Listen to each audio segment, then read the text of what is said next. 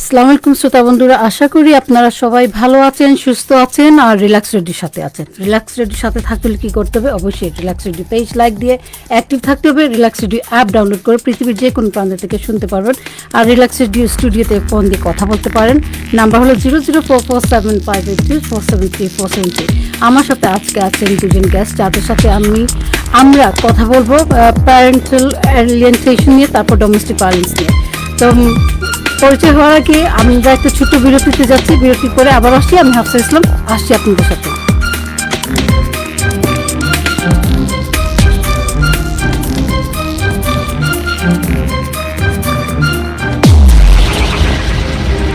Online, on the iOS and Android, on your mobile phones, Bengali's biggest conversation around the globe. This is Relax Radio.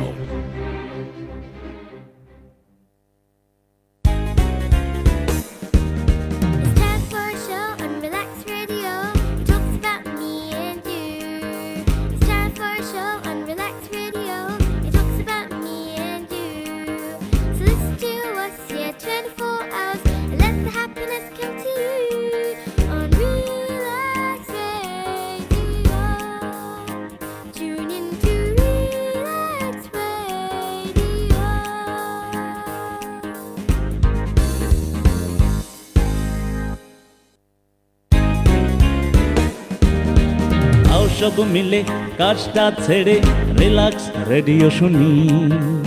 আও সব মিলে কাজটা ছেড়ে relax radio শুনি। Relax রেডিওতে প্রতিদিন শোনা যায় বাংলার প্রতিধ্বনি। রিল্যাক্স রেডিও শুনি, রিল্যাক্স রেডিও শুনি।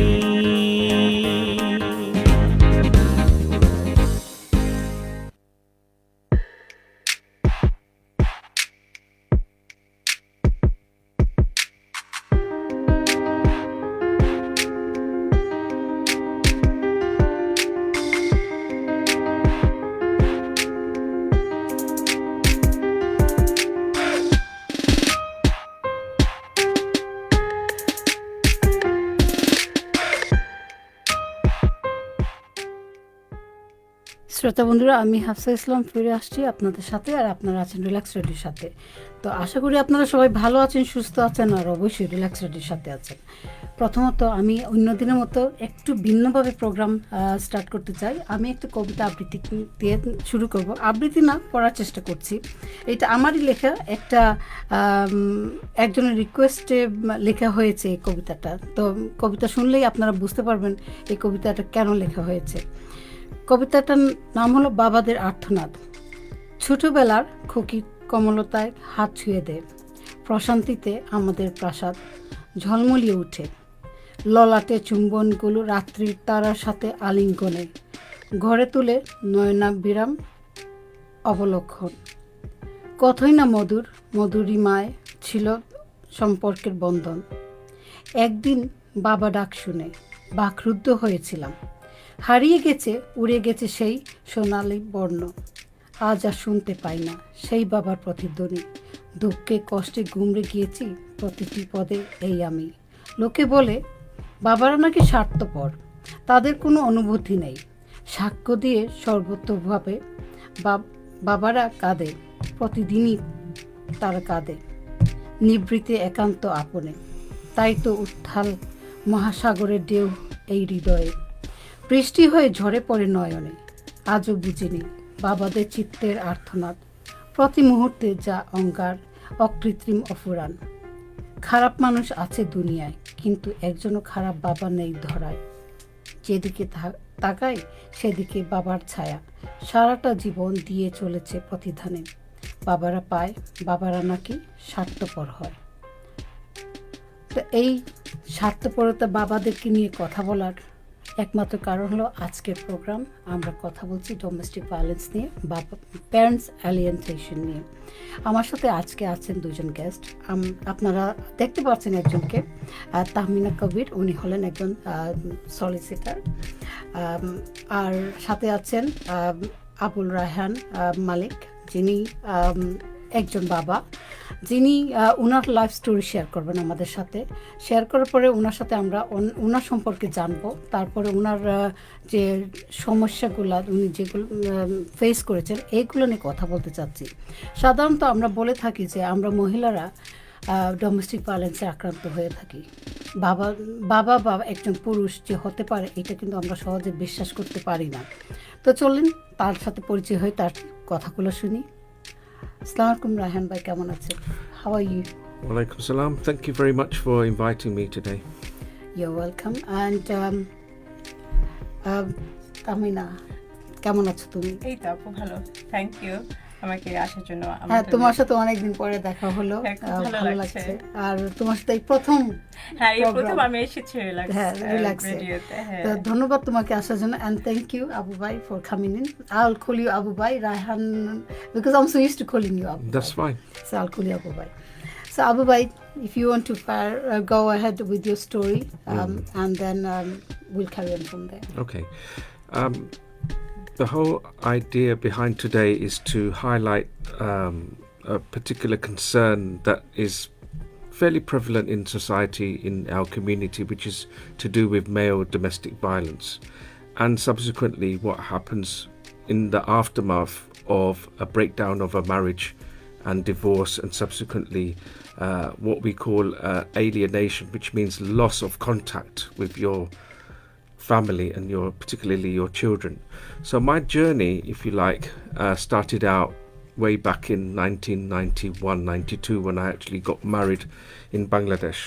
I went over to Bangladesh. I got married to my then wife, and the whole duration of our marriage lasted over a period of 20 years. Over that period, a lot of things happened like they do in most marriages. You know, you have to adjust, you have to get to know somebody, particularly if it's an arranged marriage. You need to get to know the person who you've married and who you want to spend the rest of your life with. For me, I was born and brought up in UK, in London. So I was born and raised in East London. I was educated and I worked a number of years. My wife, then she came from Bangladesh. Her literacy levels were reasonable. She passed from GCSE level. So obviously there tends to be a barrier in terms of communication that we all experience in these type of arranged marriages, where if your Bangla isn't up to standard or if your English isn't up to standard, there tends to be a lot of problems initially to communicate with one another, to get to know one another. That was particularly a problem for me, and over the years my Bangla improved, and our marriage was never the best. I mean, it was full of compromise from both parts, both my wife and myself. We would compromise an awful lot to kind of get the best out of the marriage, and we had children along the way. So if you look at it from that perspective, children were almost like the glue to our marriage.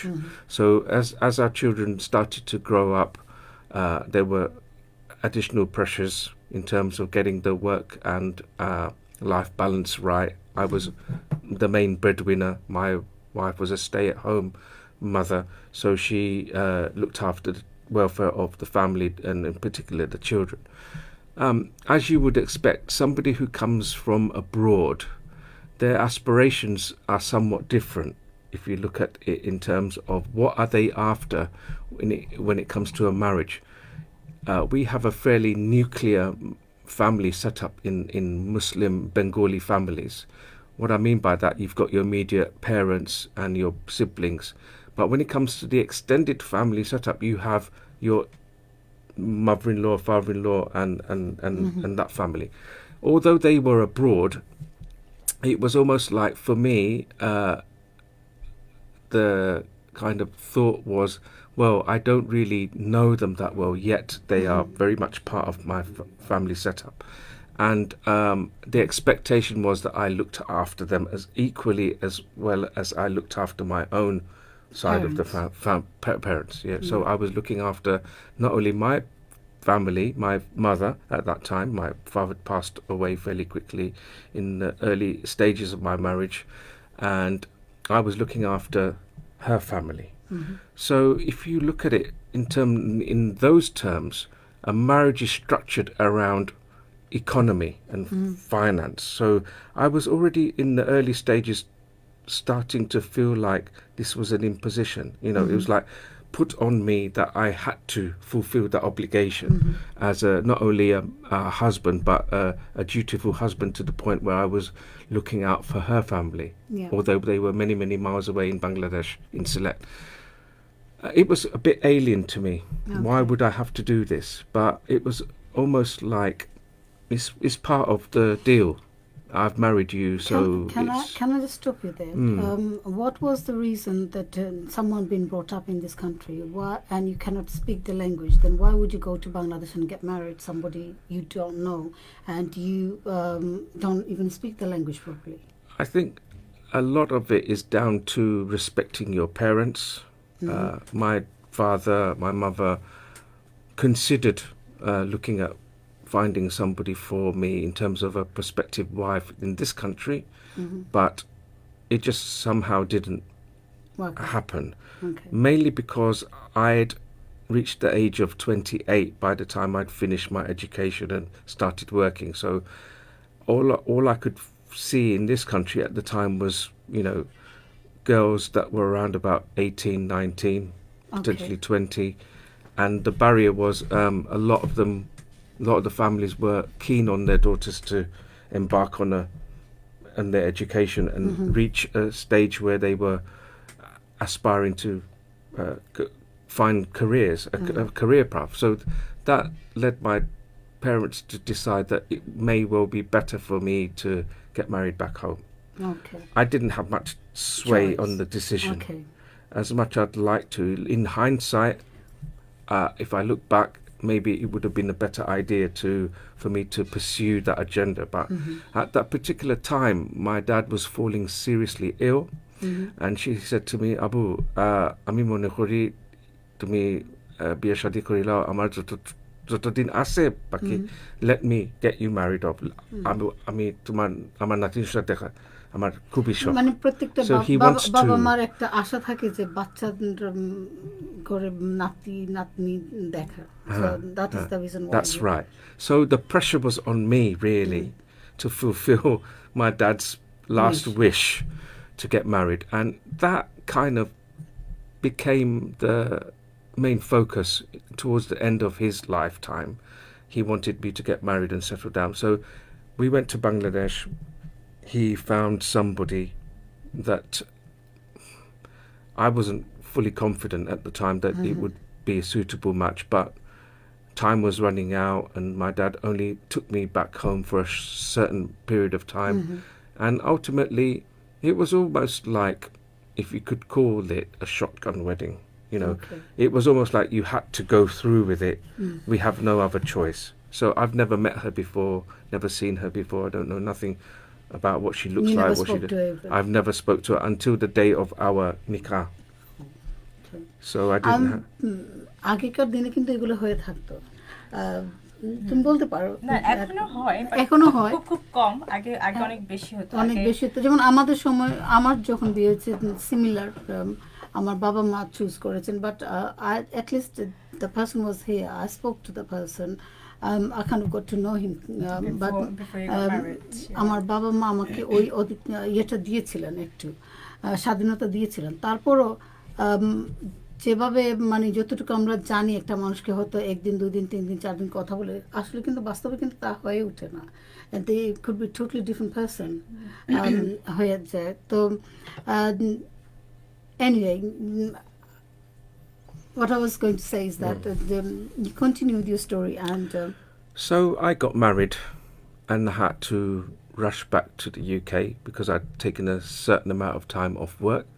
So I had to leave my wife there, as was in Bangladesh, and then I had to come back to the UK and then apply for her entry to the UK. That took a while.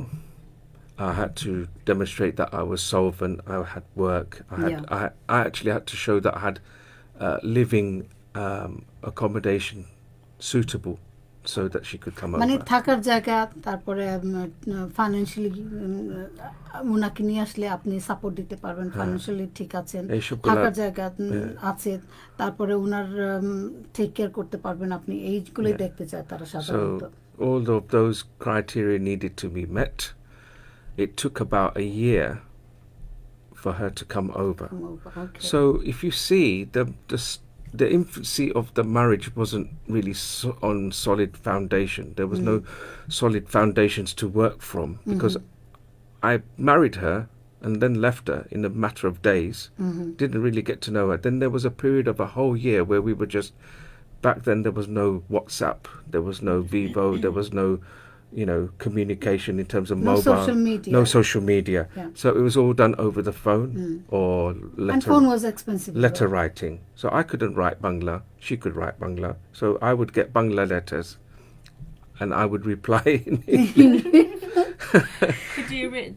Huh? Could you read? I mean, No, I couldn't. I used to go to my bubby to get her to read. Oh God. So how embarrassed. Well, I mean, when you go to your bubby, it's, they have a Little love tease, for their yeah. a love for their son, brother-in-law. Yeah. So it was all a bit funny. Yeah, It was quite I a bit think I know what you're trying to unusual say. situation. So I got to know a little bit more about her. But the main thing that came to my mind was, whenever she used to write, she would always put emphasis on money. Okay. Send me money. I need this. I need that. Obviously, she's now part of me. I need to look out for her in terms of supporting her. But very, very early on, I got the gist that it was all about Money. sending money. Okay. And that was There wasn't any kind of আমার like আমার টাকা affection. পাঠিয়ে দাও No, there was wasn't always on the letter. issue. There wasn't any affection, any that I miss you or I No. need you, or I wish No. we could be together. And there was also, I'm spending a lot of time with my in-laws back home. So I had relatives back home. She was doing the rounds with her in-laws, all Okay. my entourage in terms of the family that I have back in Bangladesh. Not many people have much relatives back in Bangladesh. Everybody's here, but the little that I had, they were kind of like putting her through her paces to Okay. trying to understand what she's like. I mean, is she ultimately a good match for Abu or not? So she was getting a lot of After Should have done getting it married. before, isn't Yeah, it? it's Yeah. like after. Yeah. afterwards. So she said, I need to travel from Nabiganj to Biani Bazar. I need money. So okay. So I used to talk to my dad, and he would say, yeah, okay, son, you should send some money over. So that became part of the norm. Okay. Then she was allowed entry to the UK. Okay. She came, and some of the members of her side of the family were present when we went to the airport, and we received her, and there was a bit of kerfuffle. There was a bit of tension there. Okay. That should she come back to our home, or should she go to? But why? I mean, Because you're her husband. Obviously, she will come to your place rather than go to her. Because there was no relatives. official marriage. There was a nikah registration in Bangladesh, but there was no fully fledged marriage. But so nikah is the marriage. Yeah, exactly. So this is a cultural issue here Yeah, I'm okay. raising. So they said, oh, we need to take her to our place, and then we will do the formalities, and you will come and you will take her. Then all the time my you parents, are sending her money Yeah. to look after Yeah. herself, Yeah. and you are the husband, Yeah. and now she's in this country, and now they're demanding that. So she actually said, no, I think it's best if I go to my husband's home. And she made the She made a wise good decision. choice. But her aunties and uncles suggested, and her parents are back home, by the way, so she had no parental involvement. Okay. Everybody else took responsibility. So they said, no, it doesn't feel right to us. We should take her in, and then you can come and take her. We will do the Actual ceremony, ceremony and all party of that. kind thing, yeah. So what happened? She came and she stayed with us in my parents' family home, and then she was asked to go to one of her relatives, and then we had the walima, the wedding reception, Okay. and then the week after we had the walima. So she stayed with them, and I went up to get, and then we brought her down. Second time marriage. So it was it was just an elaborate affair Yeah. too, and that's where the tension started. So Okay. they were saying, "Oh, we need to provide furnishings and this and that for her to stay with her newlywed husband's family. So we will give her that, whatever pieces of furniture, this and that." So that was all done. It was not to our liking. There was a bit of question around what we should do in terms of the dowry and all the rest of it when it comes to this country. Okay. Everything else was done in Bangladesh at the time. So I could already see that I'm going to get problems. I'm going to face problems with her side of the family who are resident in the UK. So she came, she settled with us. Within 6 months of the marriage, my dad was getting very, very ill. Okay. He was on his deathbed. So he was diagnosed with liver damage, and he had not long to live. And I was concerned about him. I was also concerned about the amount of time that I'm spending with my wife, and my work commitments were increasingly demanding. I had quite a significant career at the time. I was traveling throughout all of the country and abroad, so I had very little time to spend with her. So that already was a problem, and she would always make it quite known to me that I'm not happy in your family home. You're not happy. She's not happy. Oh, she's not She's happy. not happy. Okay. Um, But didn't you ask her what is the reason? she just said, "I feel uncomfortable. I would rather live with you alone and Right. live So in our own she's property." trying to create that atmosphere that she wants to be with you separately rather than with your family. Within 6 to 7 months, she was expecting our first child. Okay. So that also made it quite difficult, because within the time of my son getting born, I had lost my dad, and 6 weeks after my son had arrived. So it's very traumatic, very stressful time for all of us. And from then on in, as soon as I lost my father, she took full advantage of the fact that I think I need to now take more responsibility to get what I want out of this marriage. Whereas while my father was alive and my mother was around, there was a bit more stability. She would be very careful what she would do and say. But now Dad's out of the picture and I'm working all hours, she could get away with a lot more. And she put her foot down that it would be more interesting, it would be more beneficial if we have our own family, set up our own home and start. But that was only you and your mum, no other person involved. Yeah, I had my mum, I had my stepmom and stepbrother, stepsister. Oh, okay. That was our family. So she insisted that I would much rather start living. I can't deal with this. We've got a newborn baby. I would like to live separately. And I had my own property at the time. So in the end, after much persuasion, I could see that this wasn't going to work. So we started living together in our own home. Okay. It was very difficult, to be honest. And that's where I noticed that she started to want to do things in terms of how to live her lifestyle. Her lifestyle needs had increased. And then the family expenditure had increased. In lifestyle increased money কি বোঝাতে চাচ্ছেন? What? She needed to buy a lot of things, which was to set up a family home. That's understandable, but there was this notion that I had to fulfill certain obligations towards her family. So within the first 2 or 3 years, we had a couple of children within close to each other. So my eldest son, my eldest daughter, they're very close together. So those two had arrived in the first 2 to 3 years of our marriage. Okay. And then after that, she wanted to go back home, to spend a long time back home. Okay. And she said, "I'm going to take the kids with me." But what was her reason?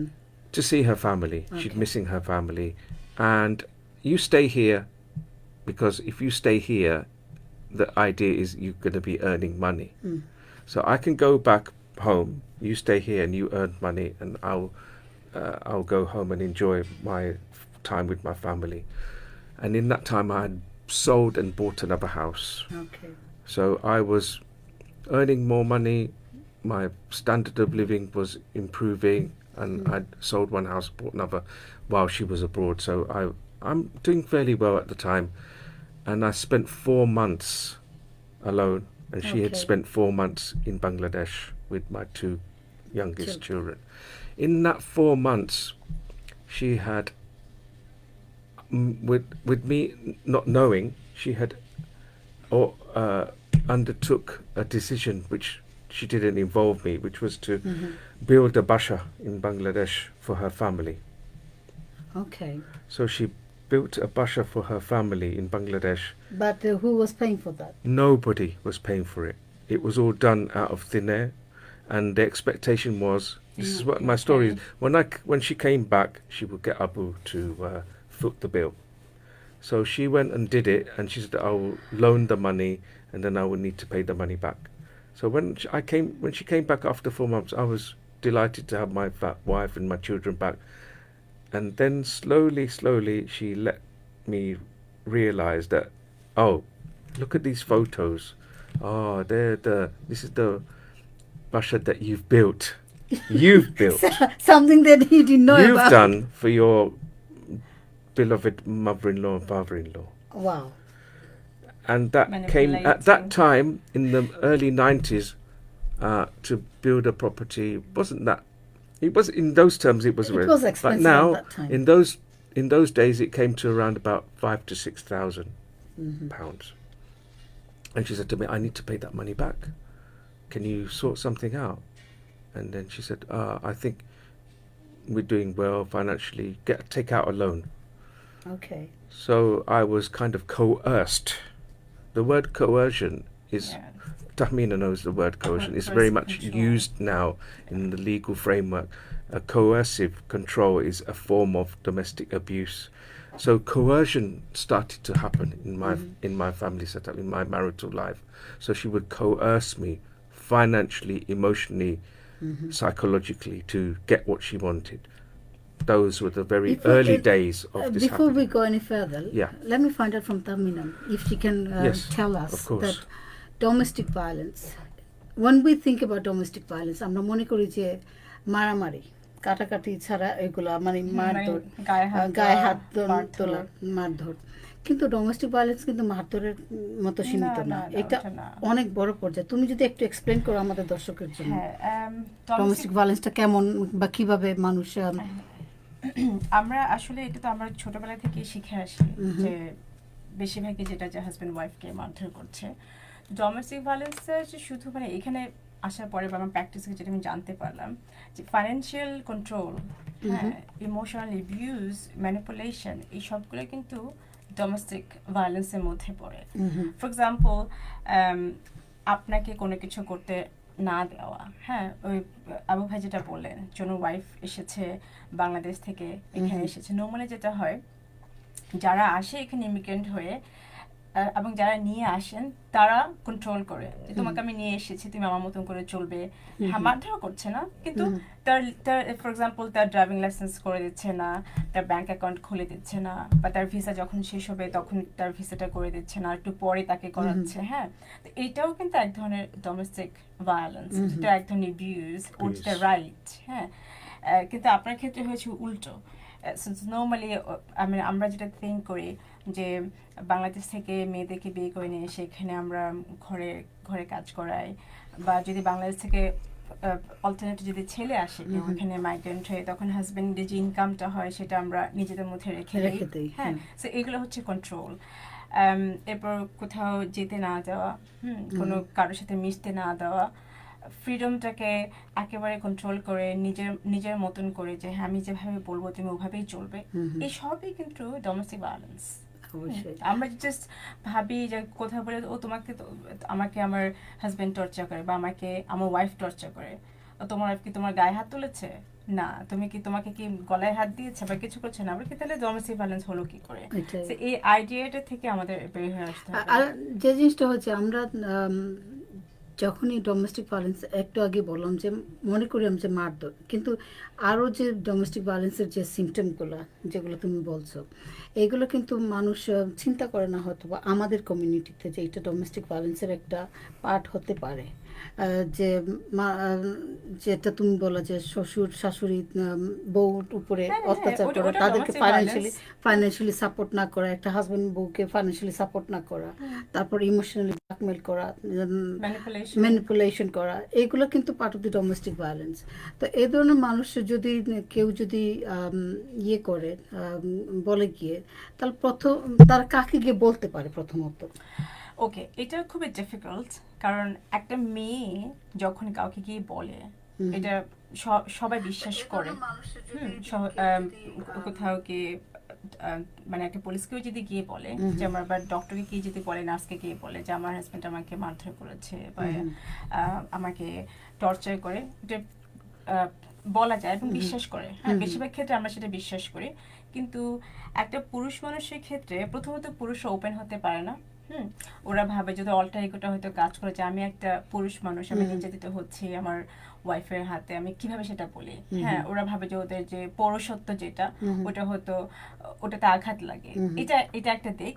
কিন্তু আমি মনে করি ওটা আসলে আমি যে বলতে পারছি এটাই হচ্ছে আমার চরিত্রের, আমি স্ট্রং দেখেই কিন্তু আমি আমার প্রকাশ করতে পারছি। প্রকাশ করতে পারাটাই কিন্তু একটা শক্তিশালী বা আমি বলবো যে স্ট্রং পার্সোনালিটির পরিচয়। আর আরেকটা জিনিস আমরা যে কারণে পুরুষরা বলতে পারে না, ওরা ভাবে যে আমাদের অ্যাকসেপ্ট করবে না। হ্যাঁ, এটা বিশ্বাস করে না, কারণ সাধারণত ওর ভাবে যে এটা হচ্ছে পাওয়ার অ্যান্ড কন্ট্রোল পুরুষের হাতে।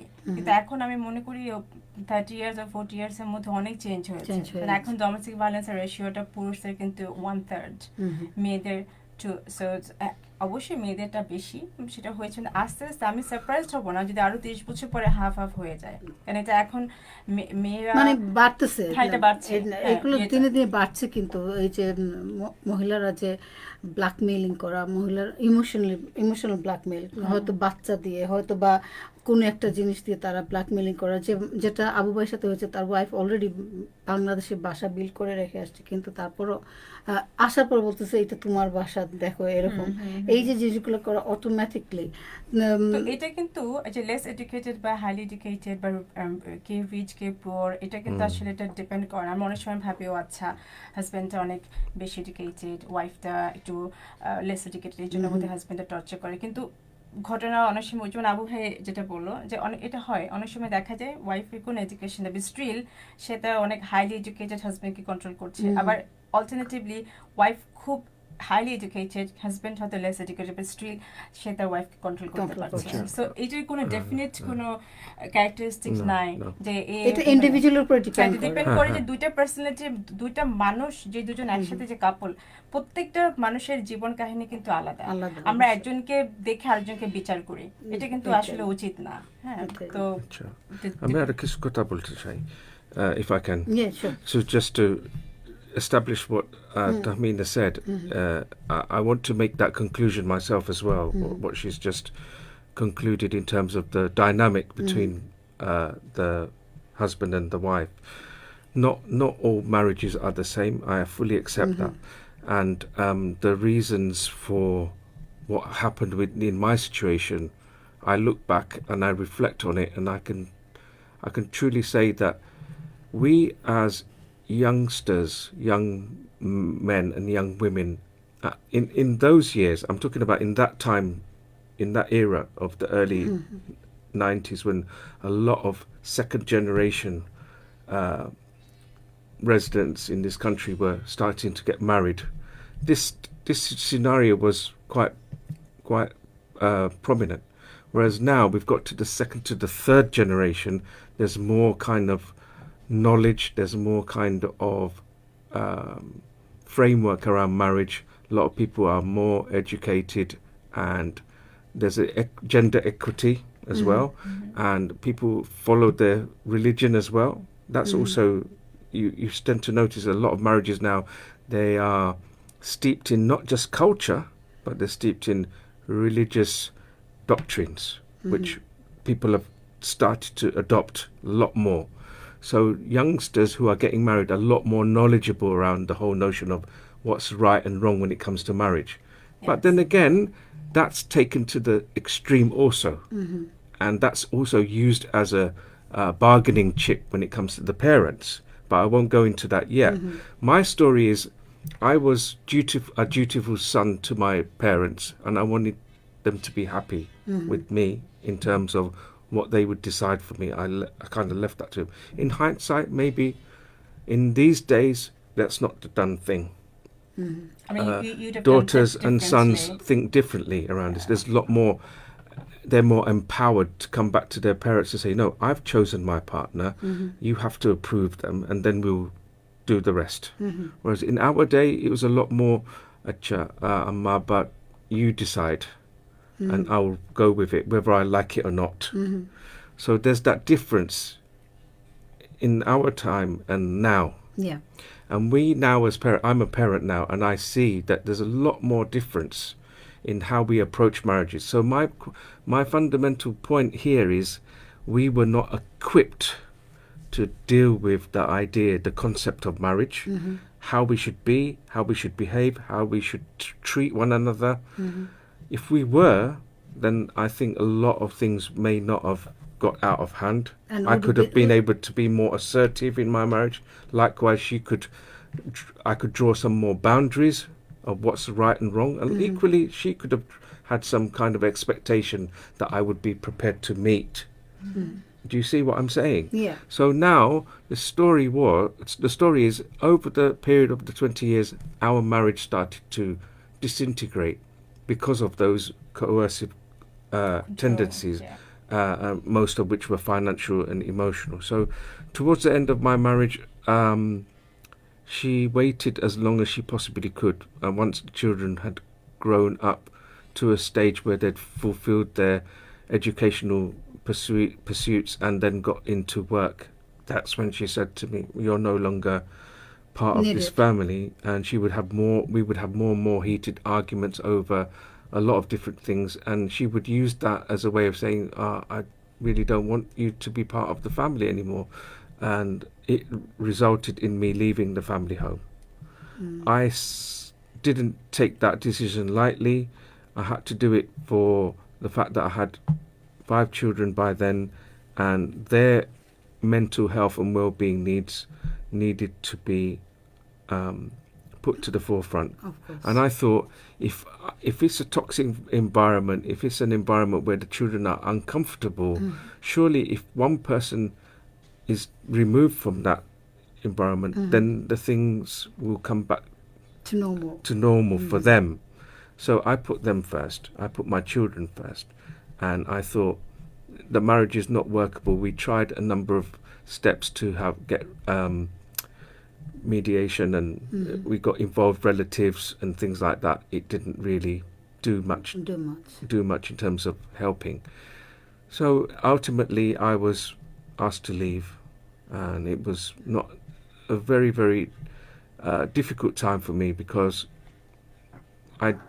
my family was everything to me, everything. I put my wholehearted energy into raising my family, nurturing my family, educating my children in terms of, because I was British born, I was raised here, I had certain aspirations for my children that my partner my wife at the time necessarily did not see that.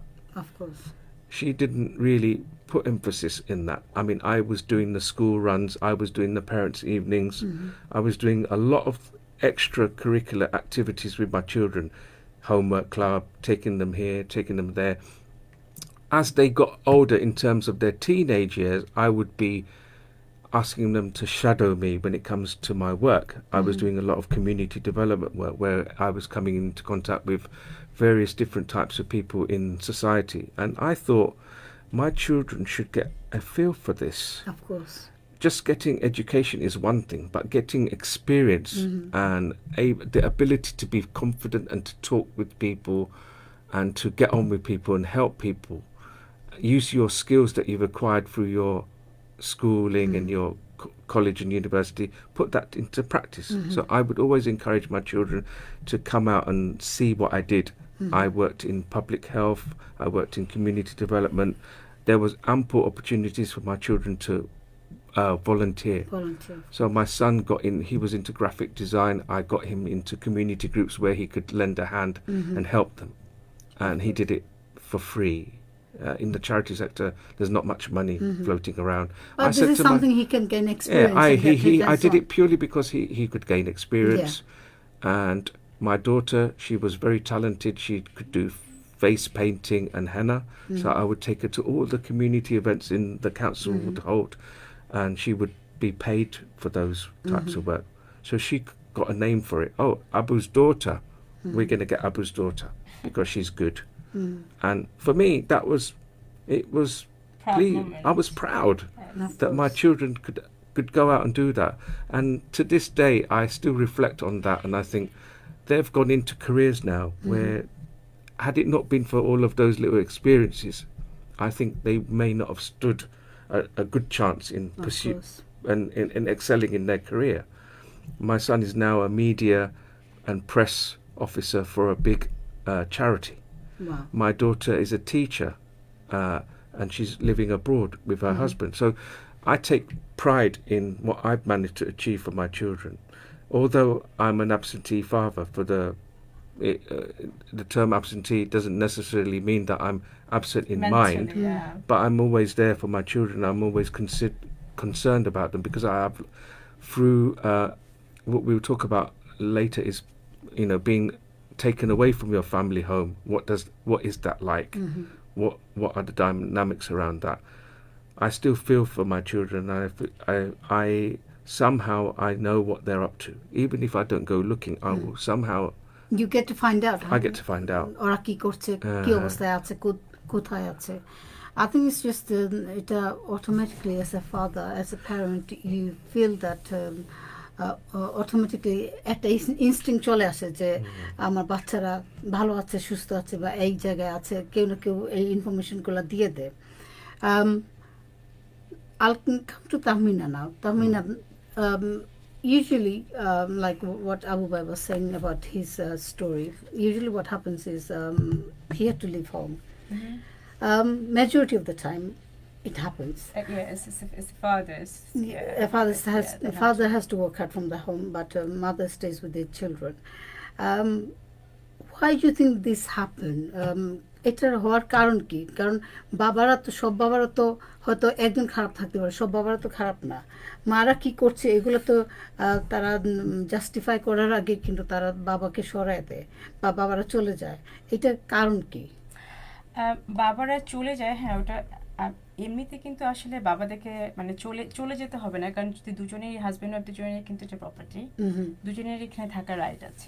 কিন্তু বেশিরভাগ ক্ষেত্রে বাবারা ভাবে বাবা তো single.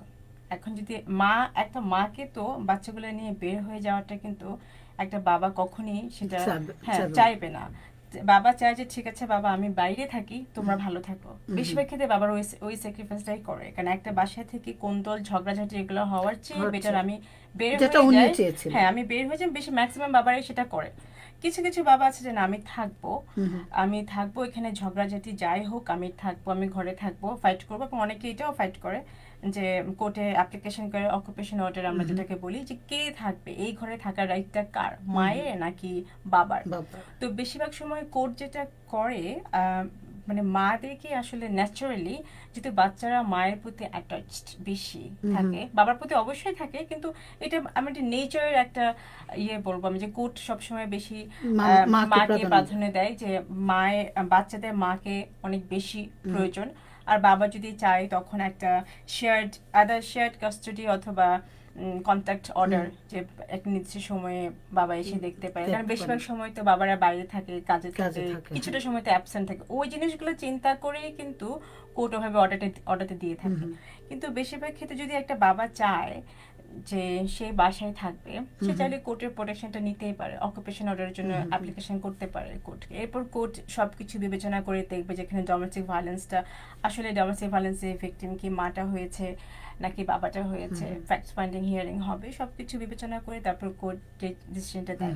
But বেশিরভাগ ক্ষেত্রে যদি আপনি সাইকোলজিক্যাল দিক থেকে যদি আমরা চিন্তা করি, তাহলে বাবারা চায় না যে কোনো ঝগড়াঝাটি হোক, আননেসেসারি কোনো টেনশনস হোক। আর তাছাড়া বাচ্চারা বাবা মায়ের ঝগড়াঝাটি দেখে ভালো কিছু শেখে না, ওদের একটা নেগেটিভ ধারণা চলে আসে ফ্যামিলি লাইফ সম্পর্কে, এবং বড় হয়ে কিন্তু ওরাও নিজেদের যখন ফ্যামিলি হবে, যখন নিজেদের বিয়ে হবে, তখন চিন্তা করে হ্যাঁ আমার বাবা তো ওরকম করতো, মা ওরকম করতো, বোধহয় এটাই ন্যাচারাল, এটা মানে ওরা তখন এটাকে অ্যাকসেপ্ট করে না। এবং ওরা অনেক সময় দেখা যায় যদি বাবা ডোমেস্টিক যদি পারপেট্রেটর হয়ে থাকে, ওরা তাদের ওয়াইফকে করবে।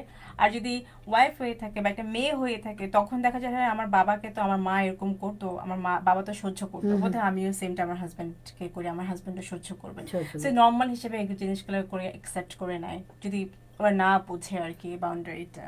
কিন্তু আরেকটা কোয়েশ্চেন তোমার জন্য, যে একটা মহিলা যখন ডিভোর্স হয় বা মানে ডিভোর্স হওয়ার আগে যে ইয়ে হয়, সাধারণত মহিলারা বাচ্চাদেরকে যে ইনফ্লুয়েন্স করে যে বাবার বিপক্ষে, এই জিনিসটা করে তারা চায় যে বাবার যাতে তারা ভুল বুঝুক, বাবার সাথে যাতে সম্পর্ক না রাখুক। তা তুমিও মহিলা, আমিও যে মহিলা, তো আমরা এই কাজটা কেন করি? ওকে, আচ্ছা, এই জিনিসটা আমি জানি। আমি নিজেও একজন মা, আমারও বাচ্চা আছে 3 জন, এবং আমি এখন বর্তমানে আমার বাচ্চাদের বাবার সাথে নাই। হ্যাঁ, তো আমার এক্স হাজব্যান্ড আমি বলবো, তো আমার বাচ্চারা, আমি যেটা করেছি, কারণ যেহেতু আমি ফ্যামিলি ল প্র্যাকটিস করি, আমি দেখেছি যে স্ট্যাটিস্টিক্স যেটা বলে যে 90% ক্ষেত্রে মহিলারাই কিন্তু এই কাজটা করে। ওরা যেটা করে বাচ্চাদেরকে একটা মানে এটা হচ্ছে আপনার দাবার গুটির মতন কন্ট্রোল করে। হ্যাঁ, বাচ্চাদেরকে দিয়ে ওরা চায় বাবার কাছ থেকে কিছু অ্যাচিভ করতে। বেশিরভাগ ক্ষেত্রে আমি যেটা দেখেছি, যখন আমার মেল ক্লায়েন্ট ছিল, যখন ডিভোর্সে গো থ্রু করে প্রপার্টিটাকে যাতে শেয়ার একটু বেশি পায়, তখন ওরা দেখা যায় বাবাকে ডোমেস্টিক ভায়োলেন্স, দেখা যায় বাবা ডোমেস্টিক ভায়োলেন্স করেছে, সো বাবা সেফ না। বাচ্চারা যদি বাবার কাছে যায়, হয়তো বা দেখা যায় 50% ক্ষেত্রে মিথ্যা কিছু, অবশ্যই আমি বলছি না সব মিথ্যা, 50% ক্ষেত্রে আসলে হয়তো বা ডোমেস্টিক ভায়োলেন্সের শিকার হয়েছে মহিলারা। কিন্তু বেশিরভাগ ক্ষেত্রেই বাচ্চাদেরকে ব্রেন ওয়াশ করা হয়, প্যারেন্টাল এলিয়েনেশন যেটাকে আমরা বলি। এটা কিন্তু খুবই খুবই ডেঞ্জারাস একটা বাচ্চার জন্য, কারণ একটা বাচ্চার কিন্তু ওই বয়সে কোনটা রাইট কোনটা রং এটা বোঝার ক্ষমতা থাকে না। মা যেটাই বলে সেটাই বিশ্বাস করে, এবং তখন যেটা হয়, যেটা বাবা, আরেকটা জিনিস কি, ছোট হোক বড় হোক, বাচ্চারা কিন্তু মার প্রতি একটা দুর্বল থাকে, এটা সবসময় থাকে। আমি যেটা বললাম নেচারের, আমাদের বললাম বাই নেচার এই বন্ডিংটা মায়ের সাথে বাবার যে বাচ্চাদের যে বন্ডিংটা বাই নেচার, এটা কিন্তু এবং এইটাই হয়ে এসছে সব সময়। আমিও এখনো, আমি যদি বলি আমার এক্সপিরিয়েন্স থেকে, কখনো যদি আমার আব্বু আম্মুর ঝগড়া হয়, জানি না অবচেতন মনে আমি কিন্তু মাকেই সাপোর্ট করি। হয়তো বলে হ্যাঁ আব্বু তোমার, আমি এই মুহূর্তে একটা কিছু কথা কইতাম চাই। অ্যাকচুয়ালি আমার সিচুয়েশনের মাধ্যমে আমার বাচ্চাগুলা আমার কাছে আসতো আরো বেশি। They would gravitate towards me because I'm brought up in this country.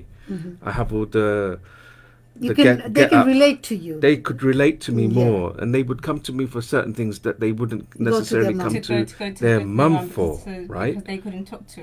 Yeah. So some things they would say, "Oh, Abba man, mum doesn't get it."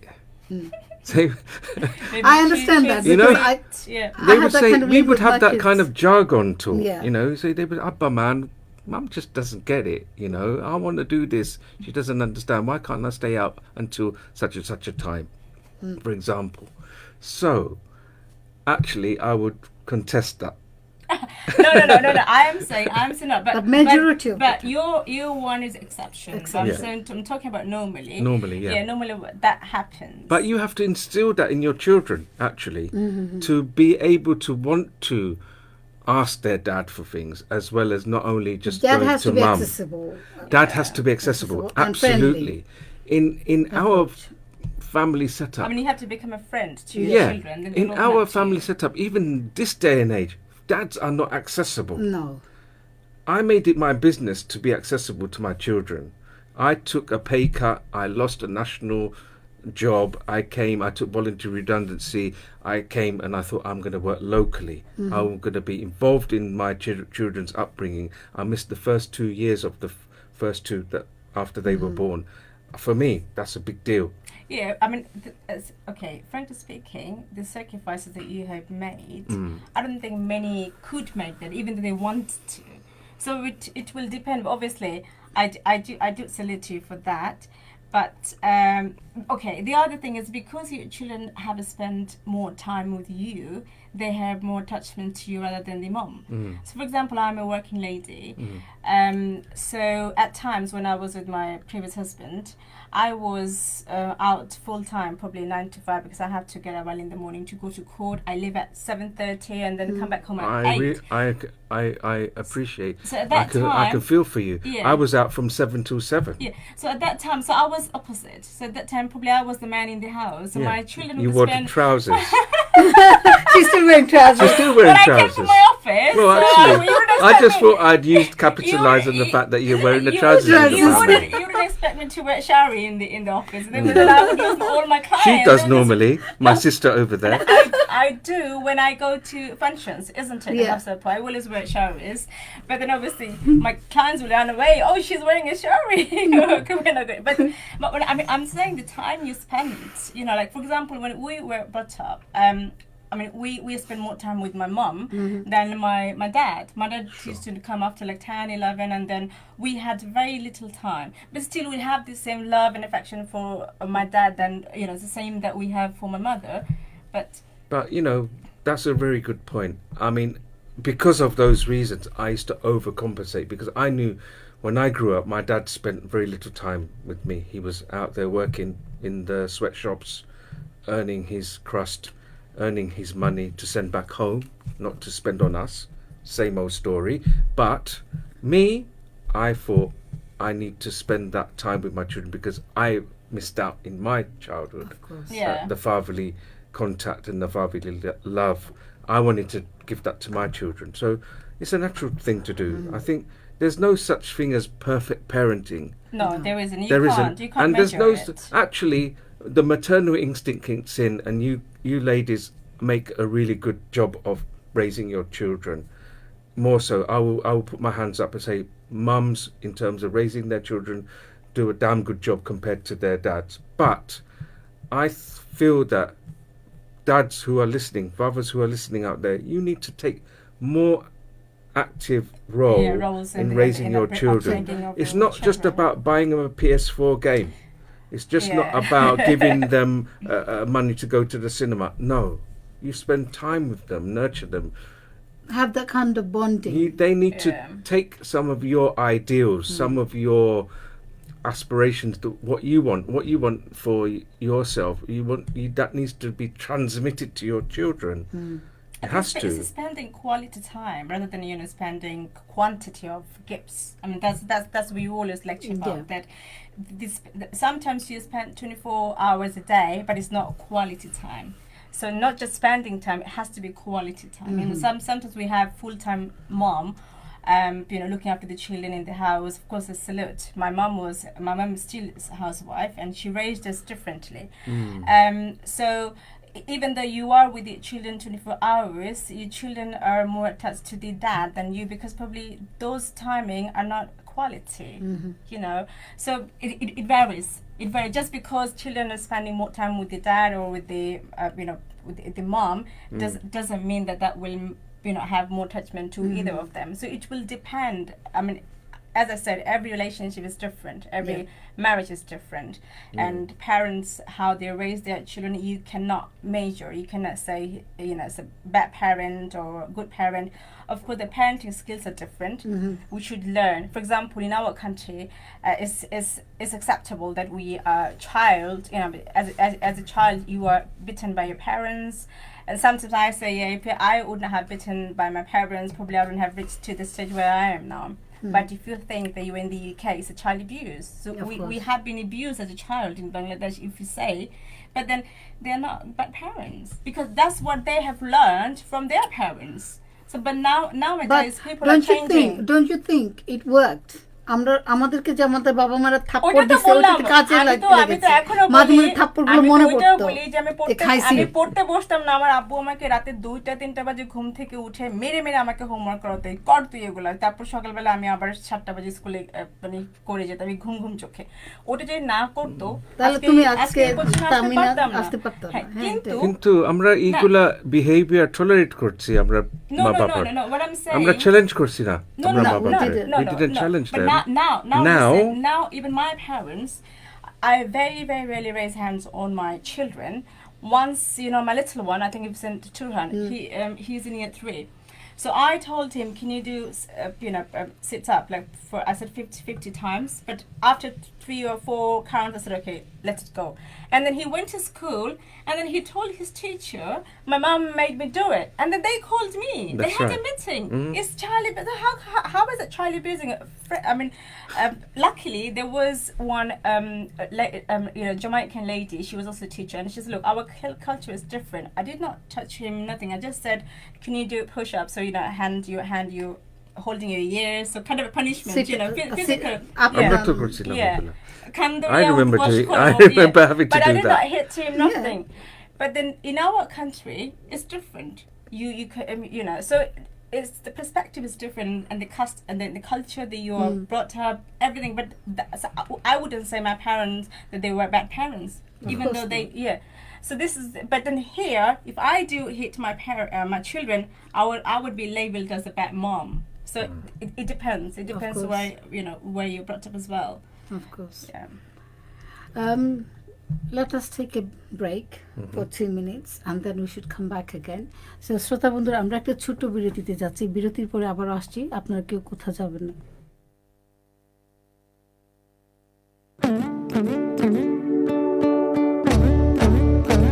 Oh, relax radio.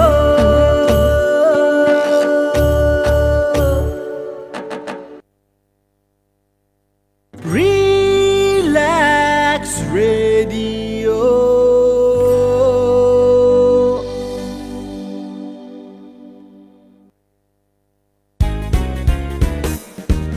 It's time for a show on Relax Radio. It talks about me and you. It's time for a show on Relax Radio. It talks about me and you. So listen to us, 24 hours, and let the happiness come to you on Relax Radio. Tune in to Relax Radio.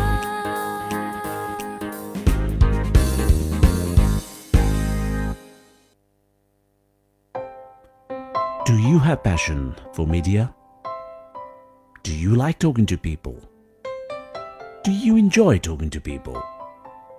Would you like to make some changes around you, in your community, or around the world?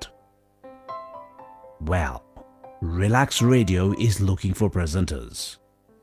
If you have what it takes to be a presenter, give us a call on 020 7474 9292 or write to us admin@relaxradio.net. RELAKS. Relax. আপনি কি একজন landlord? বাড়ি ভাড়া দিতে পাচ্ছেন না, খুঁজছেন ভালো একটি টেনেন্ট? দেরি করছেন কেন?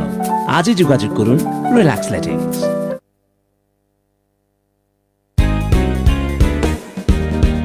আও সব মিলে কাজটা ছেড়ে রিল্যাক্স রেডিও শুনি।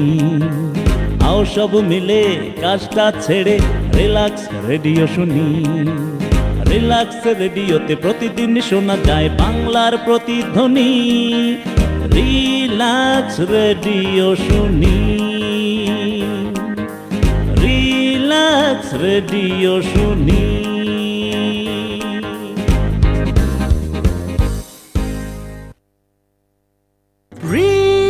Relax Radio.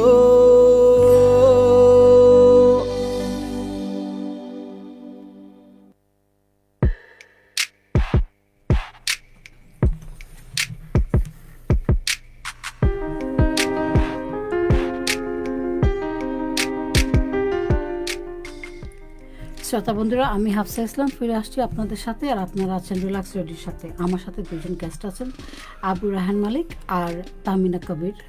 আবু রায়হান মালিক উনি ওনার লাইফ স্টোরিগুলো আমাদের সাথে শেয়ার করছেন, ওনার কীভাবে ওনার লাইফে ডোমেস্টিক ভায়োলেন্স বা প্যারেন্ট অ্যালিয়েনেশন হয়েছে এইগুলো নিয়ে কথা বলছি। আর তাহমিনা কবির আমাদেরকে ওনার পার্সপেক্টিভভাবে বুঝাতে চাচ্ছেন যে উনি যেহেতু একজন লর সাথে কাজ করেন, তো উনি ওনার ভাবে উনি ওনার কথা দিয়ে আমাদেরকে বোঝাতে চাচ্ছেন যে আমরা লো কীভাবে নিতে পারি বা লোর সাহায্য নিতে পারি, এইগুলো নিয়ে কথা বলছি।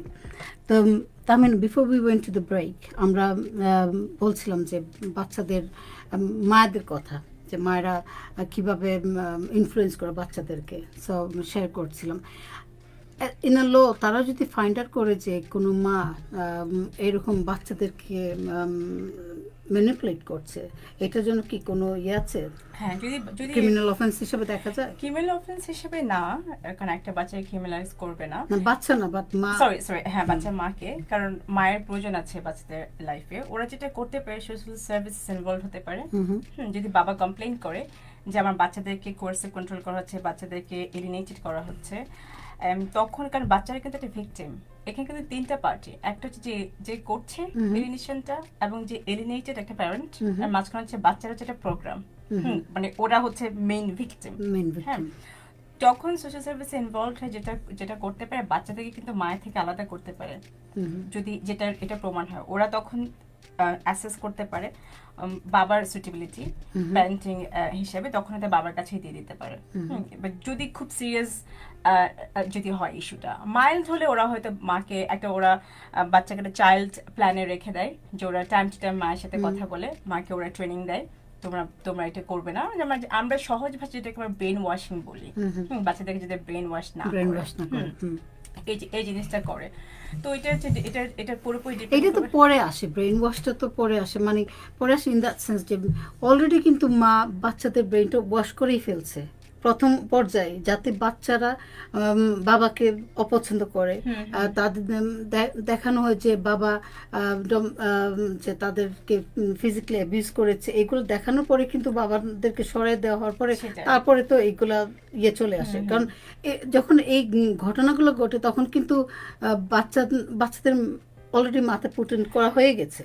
সেটাই দুদিক থেকে আসে, মাঝে মাঝে বাবারাও করে হয়তো মায়েদেরকে, কারণ যখন সেপারেশনটা হয়, তখন তো বাচ্চারা বাবাকে দেখতে যায়, বাবার সাথে কিছু হয়তো থাকে, তখন সেই ক্ষেত্রে বাবারাও করে। কিন্তু রেশিওটা আমি যেটা বললাম, মেয়েদের হচ্ছে অনেক বেশি, 90% ক্ষেত্রে মেয়েরাই সেটা করে। কারণ যেহেতু বাচ্চারা মায়েদের কাছে থাকে অনেক বেশি, হয়তো সপ্তাহে 5 দিনই মায়ের কাছে থাকে, আর উইকেন্ডে বাবার কাছে যায়, সেটাও অনেক কম। অনেক সময় দেখা যায় 2 সপ্তাহে 1 দিন হয়তো বাবার সাথে অল্প কিছুক্ষণ সময় স্পেন্ড করে। তো মায়ের কাছে যেহেতু থাকে, মায়ের কাছ থেকেই ওদের প্রভাবটা বেশি পড়ে। তো প্রবলেম সেটা হলো, বাচ্চারা তো অনেক ছোট, আমরা যেভাবেই বলি বাচ্চারা ওভাবে এটাকে বিশ্বাস করে। আমি যেটা চেষ্টা করি একটা মা হিসেবে, আমি মনে করি আমার বাচ্চারা যদি হ্যাঁ অফকোর্স বাচ্চাদের বাবার সাথে একসাথে থাকা হয়নি বিভিন্ন কারণে, বাট সেটা হচ্ছে আমার এক্স হাজব্যান্ডের পার্সোনাল ইস্যু, ওটা বাচ্চাদের উপর যাতে প্রভাব না পড়ে।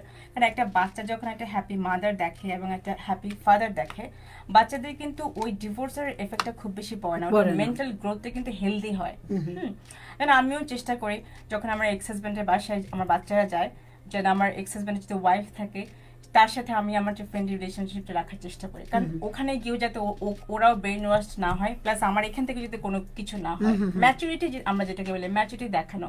কারণ আলটিমেটলি কিন্তু আমি যদি ব্রেন ওয়াশ করি, আমার বাচ্চাদের ক্ষতি কিন্তু আমি নিজেই করছি, আমি কিন্তু এই ক্ষতিটা করছি। আর আমি তো একটু আগে বললাম যে আমাদের মেইন হচ্ছে একটা ইগো, যে হ্যাঁ তোমার সাথে আমি নাই, তোমাকে আমি সুখী হতে দেব না, বাচ্চাদেরকেও আমি তোমার সাথে একটু টাইম স্পেন্ড করতে দিব না। বাচ্চারা হচ্ছে আমার দাবার গুটি, ওদেরকে আমি যেভাবে ইচ্ছা সেভাবে আমি চালবো। হ্যাঁ, আবার একটা জিনিস যেটা আমি বললাম, যখন যদি প্রপার্টি রিলেটেড ইস্যু হয়ে থাকে, বা মানে বেশিরভাগ ক্ষেত্রে যে ফাইন্যান্সিয়াল ম্যাটারটা, তখন বাচ্চাদেরকে কন্ট্রোল করেন, বাচ্চাদেরকে বলে বাবার কাছে যেও না, বাবা অমুক এরকম বা বাবা সেরকম।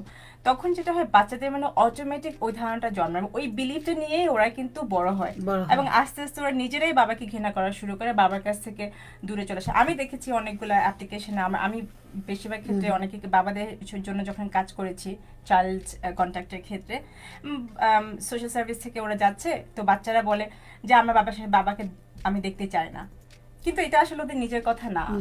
আপনি যদি ওদের বাচ্চাদের সাথে কথা বলেন আপনি বুঝতে পারবেন বেশিরভাগই কিন্তু মা যেটা শিখিয়ে দিয়েছে ওই কথাগুলো ওরা বলে। এমন এমন কিছু শব্দ বলে, আমরা যখন রিপোর্টগুলো পড়ি সোশ্যাল সার্ভিস থেকে বা কাফকাস অফিসার থেকে যখন রিপোর্টগুলো পড়ি, ওরা নিজেরাই বলে যে এমন সব ওয়ার্ড ইউজ করেছে যেটা বাচ্চাদের আসলে এই সম্পর্কে জানার কথাই না, যদি মা তাকে না বলে তখনই বোঝা যায় যে এলিয়েনেশনটা কিভাবে হচ্ছে।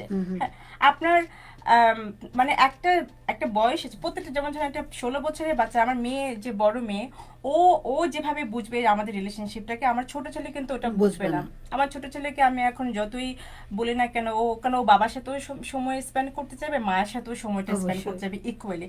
কিন্তু আমার মেয়ের উপর মেয়েটা হয়তো বুঝবে যে বাবা কি রং করেছে বা মা কি রং করেছে, তাদের ওই বোঝার বয়সটা হয়ে গেছে, বুঝতে পারবে যে বাবা মা কে রং সেটা। এখন আমি আমার ছোট যে বাচ্চা, ওকে যদি আমি বলি তোমার বাবা আমার সাথে এরকম করেছে সেরকম করেছে, ও কিন্তু বাবাকে গিয়ে আর কোয়েশ্চেন করবে না, ও ডিরেক্টলি বাবাকে গিয়ে বলবে তুমি আমার মাকে মেরেছো, তুমি এটা করেছো, কারণ ওর মধ্যে তো ওই বুদ্ধিটুকু এখনো আসেনি।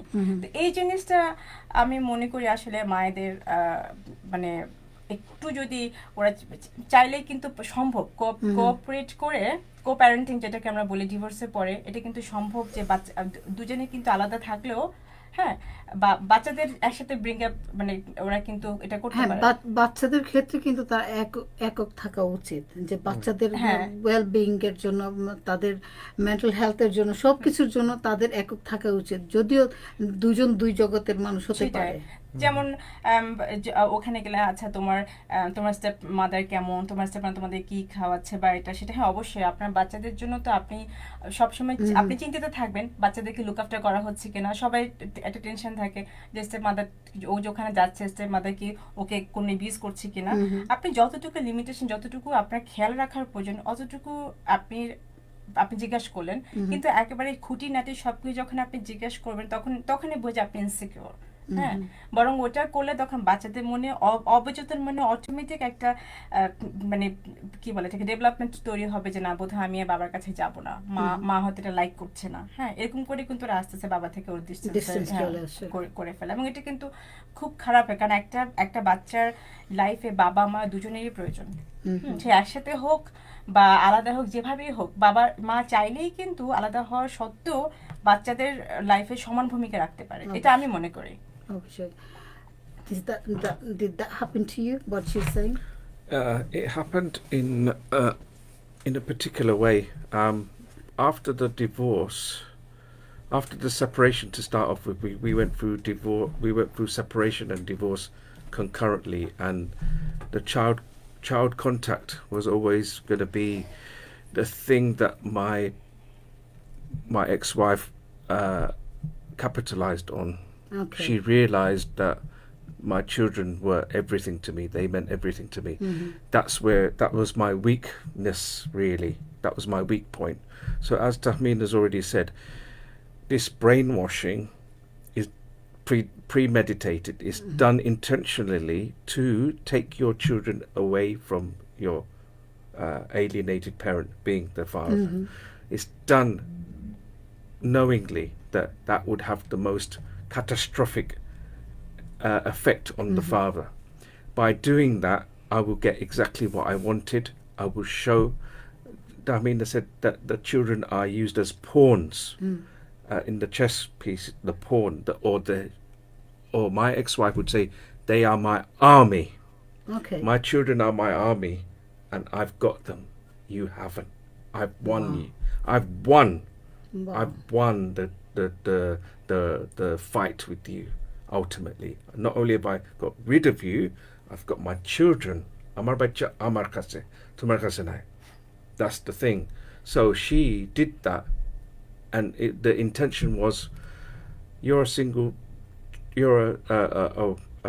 child in your family. You don't have any brothers and sisters. I'm going to give you your family that you truly deserve.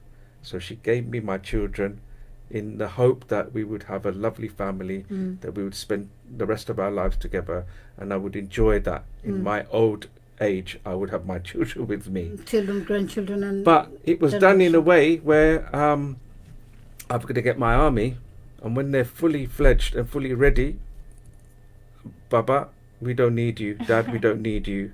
Husband, we don't need you. You're dispensable. I've got my army now, and they will look after me. I've got everything. I've got the foundation.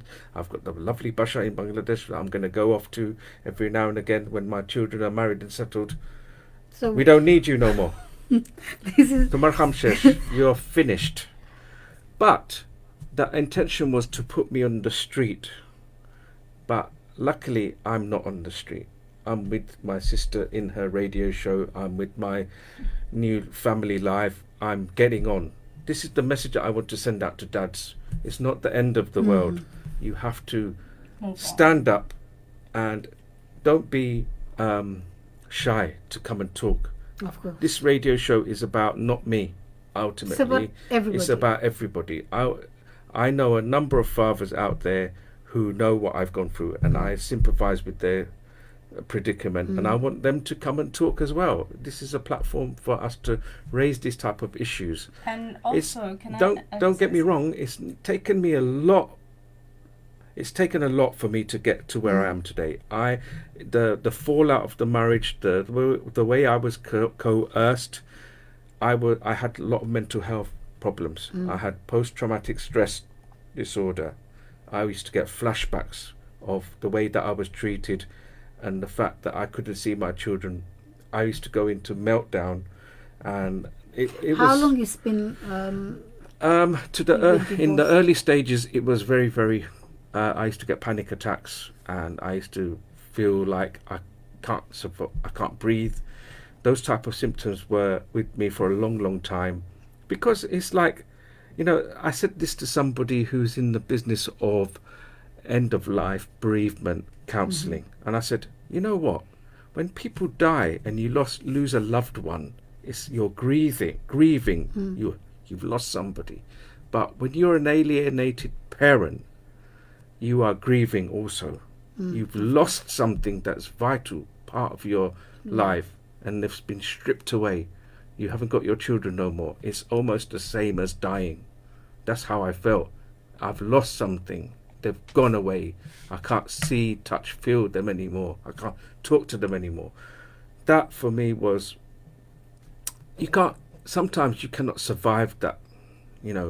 Some families, when they go, when that becomes fragmented and you destroy that close-knit thing that you have as a family, husband, wife, children, when that dissolves and breaks, there's fallout. It's either the husband or the wife, but in my situation, it was me. I was the one that had the fallout. She got everything she wanted. She got another house, she got the children. I didn't. I came out with very little. So that will live with me all my life. It's not going to go away. I will always get that. Things will trigger. You get triggers. For example, I might see your daughter and she might say or do something, and it will hit me in my head. Oh, my daughter did the very same. Those kind of things, those flashbacks, those triggers will come back. It's with you for life, Yeah, unfortunately. of course. But I want other fathers who are in the same position as me, to share their experiences. I think through sharing and empathizing with other people who've gone through the same thing, it's remedial. It helps you heal. It helps you overcome and to move on and to get a sense of, I'm not the only one that must be going through it. There must be certain other people going through this. There are many people going through this process, I believe. The other point I would like to raise is there are a lot of mothers who have kept their children and the father is out of the picture. But those mothers still want their ex-husbands to have an active part in their child's upbringing. There's a lot of willingness from broken marriages where you will get an ex-wife still want her ex-husband to be part of that families to raise their children, just like Tamim said earlier. Co-parenting, yeah. I see that an awful lot, and I wonder why wasn't that the case for me? What did I do wrong? What was it possibly that I did wrong towards my children? Forget about their mother. What did I actually do wrong to my children? I didn't abuse my children. I didn't deprive them of anything. I have as equal right as possible as she did. That's the question that I will always question myself. Is there are other women out there who have got ex-husbands who have done a lot of bad things, yet for the sake of the children they're prepared to reach out with an olive branch and to say, you need to take an active role in your child's upbringing, but they're absentee fathers. They don't want to come forward. They don't even want to pay child maintenance. Oh yeah, they don't even bother. So in that case, Tamina, what's your opinion? Like what you just said. Well, one thing I would say firstly, that they don't try, thinking, okay, no matter how hard I try, I would never get my children. But I think I mean that's what they think. But we do have solutions. We do have, codes, judges. They do see these days that it's not just women that are victims of domestic violence, or domestic violence, put it aside, just the course of control and everything. I think you should come forward. At least you can say to your children, I did try my best.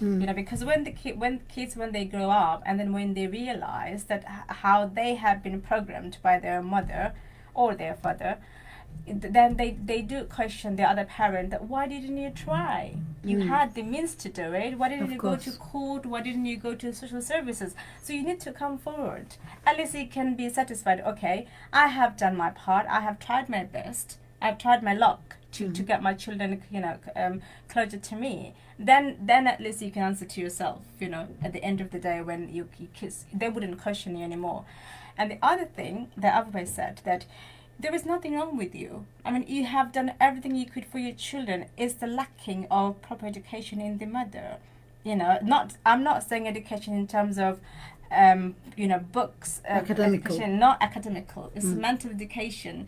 I think it's not only her. It's many of our women. They don't understand the importance of co-parenting. They think that once you have divorced from your husband, oh no, you are my enemy. I wouldn't talk to you, and you shouldn't even see my children. So from the moment they are divorced, the husband becomes their enemy, and you should not treat them. And whatever difference you have between you and your husband or your wife, I think you should put it aside.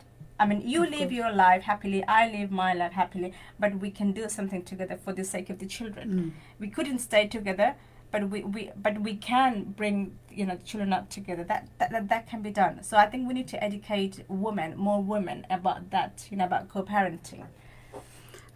How would you go on about spreading awareness, like from me talking to other women, for example, if I see that you are doing that to your children, I should talk to you and say, look, this is not good for you. So spreading, maybe the sister, maybe someone who understands it. I mean, we should pass the messages on to other women. Wouldn't you think that, like, when a person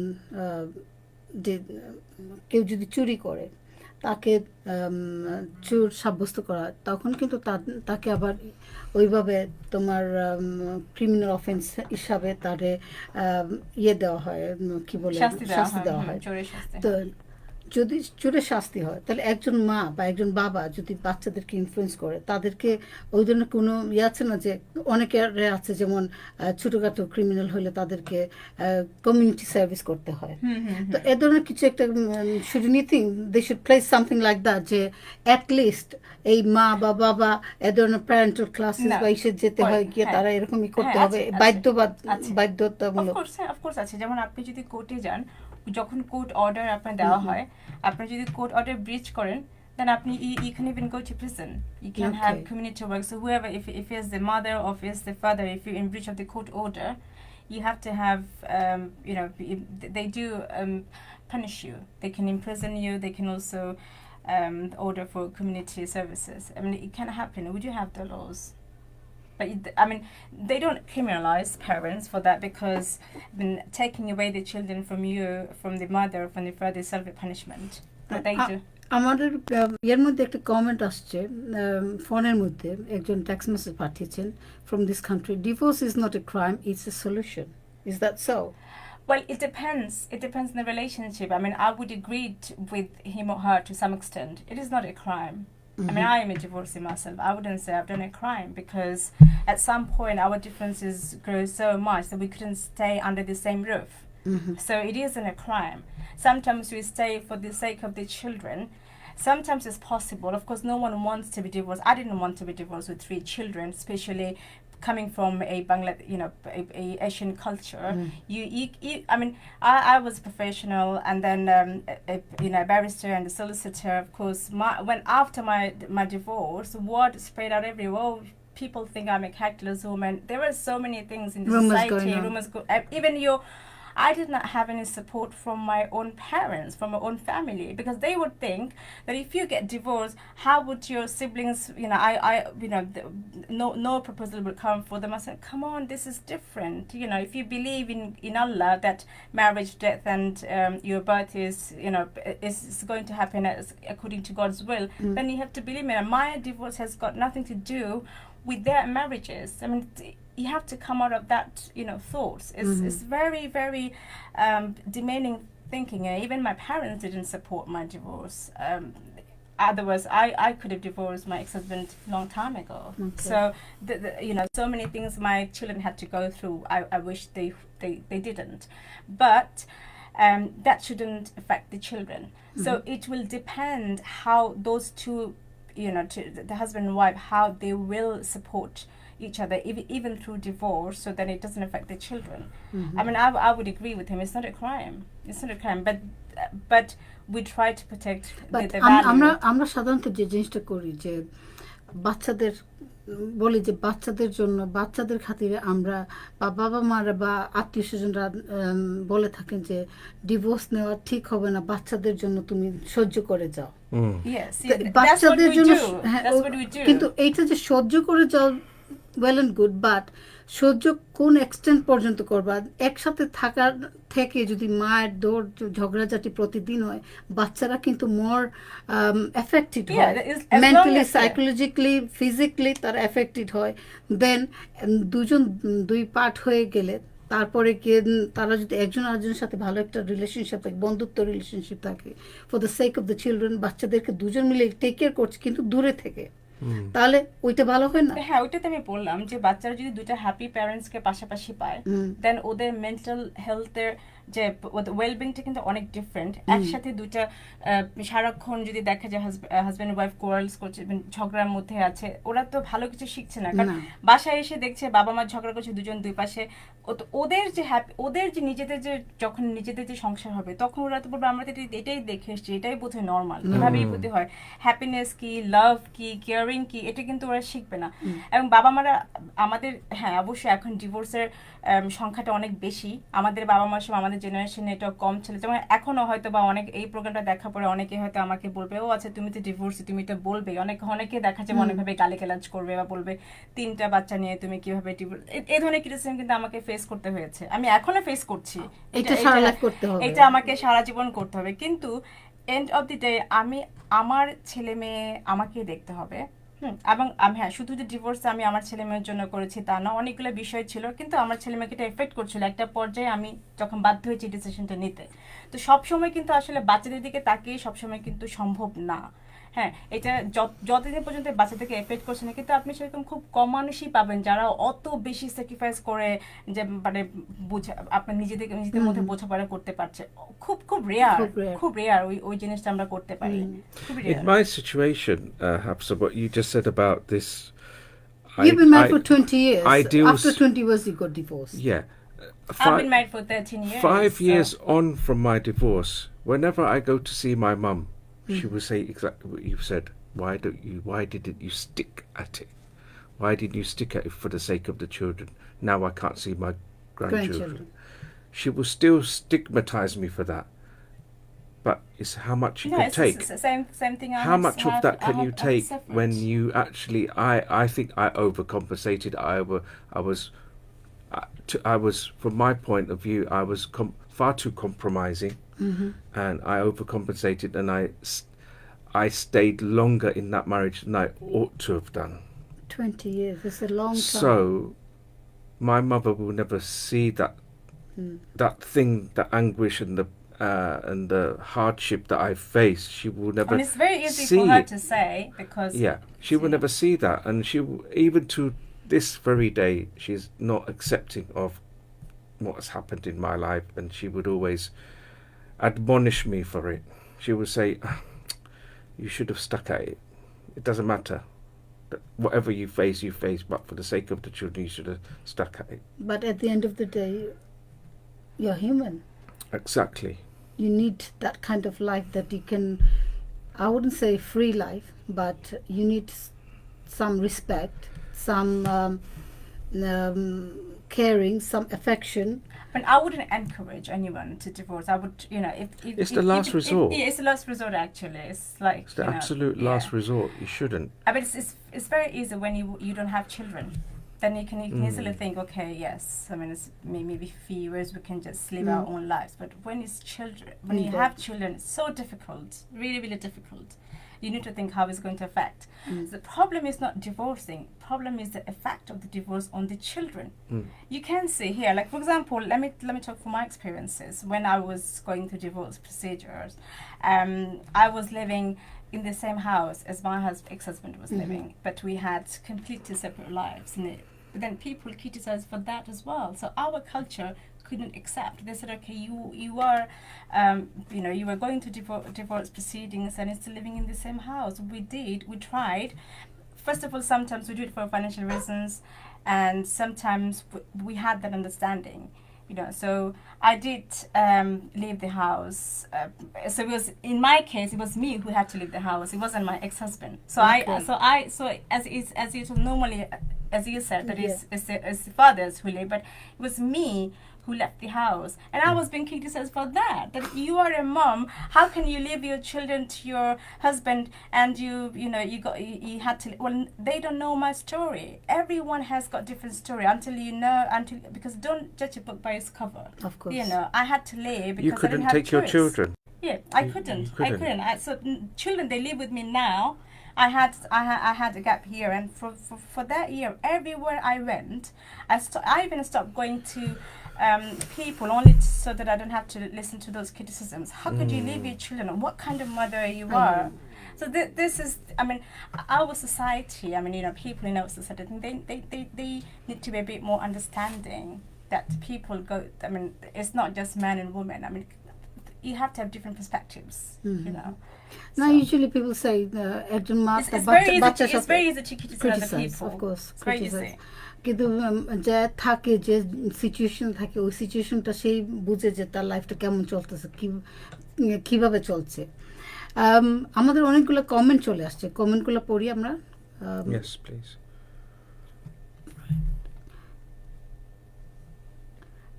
Samad Chowdhury লিখেছেন আসসালামু আলাইকুম। উনি আবার লিখেছেন domestic violence is any behaviour the purpose of which is to gain power and control over a spouse, partner, girl, boyfriend, or intimate family member. Abuse is a learned behavior. It is not caused by anger, mental problems, drugs, or alcohol, or other common excuses.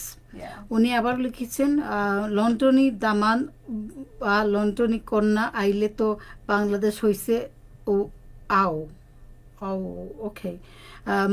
Mohammad Giasuddin লিখেছেন hello আপনাকেও।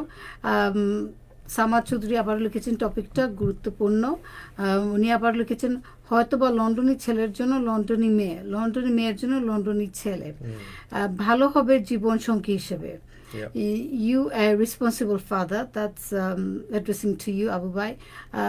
Jennifer Lakshmi is watching. Julie Chaudhry is watching. Mohammad Ghasuddin is watching. Samat Chaudhry wrote again. Right question. Thanks for ask. তারপর উনি আবার লিখেছেন violence can cause physical and emotional harm to children and young people in the following ways: ongoing anxiety and depression, emotional distress, eating and sleeping disturbances.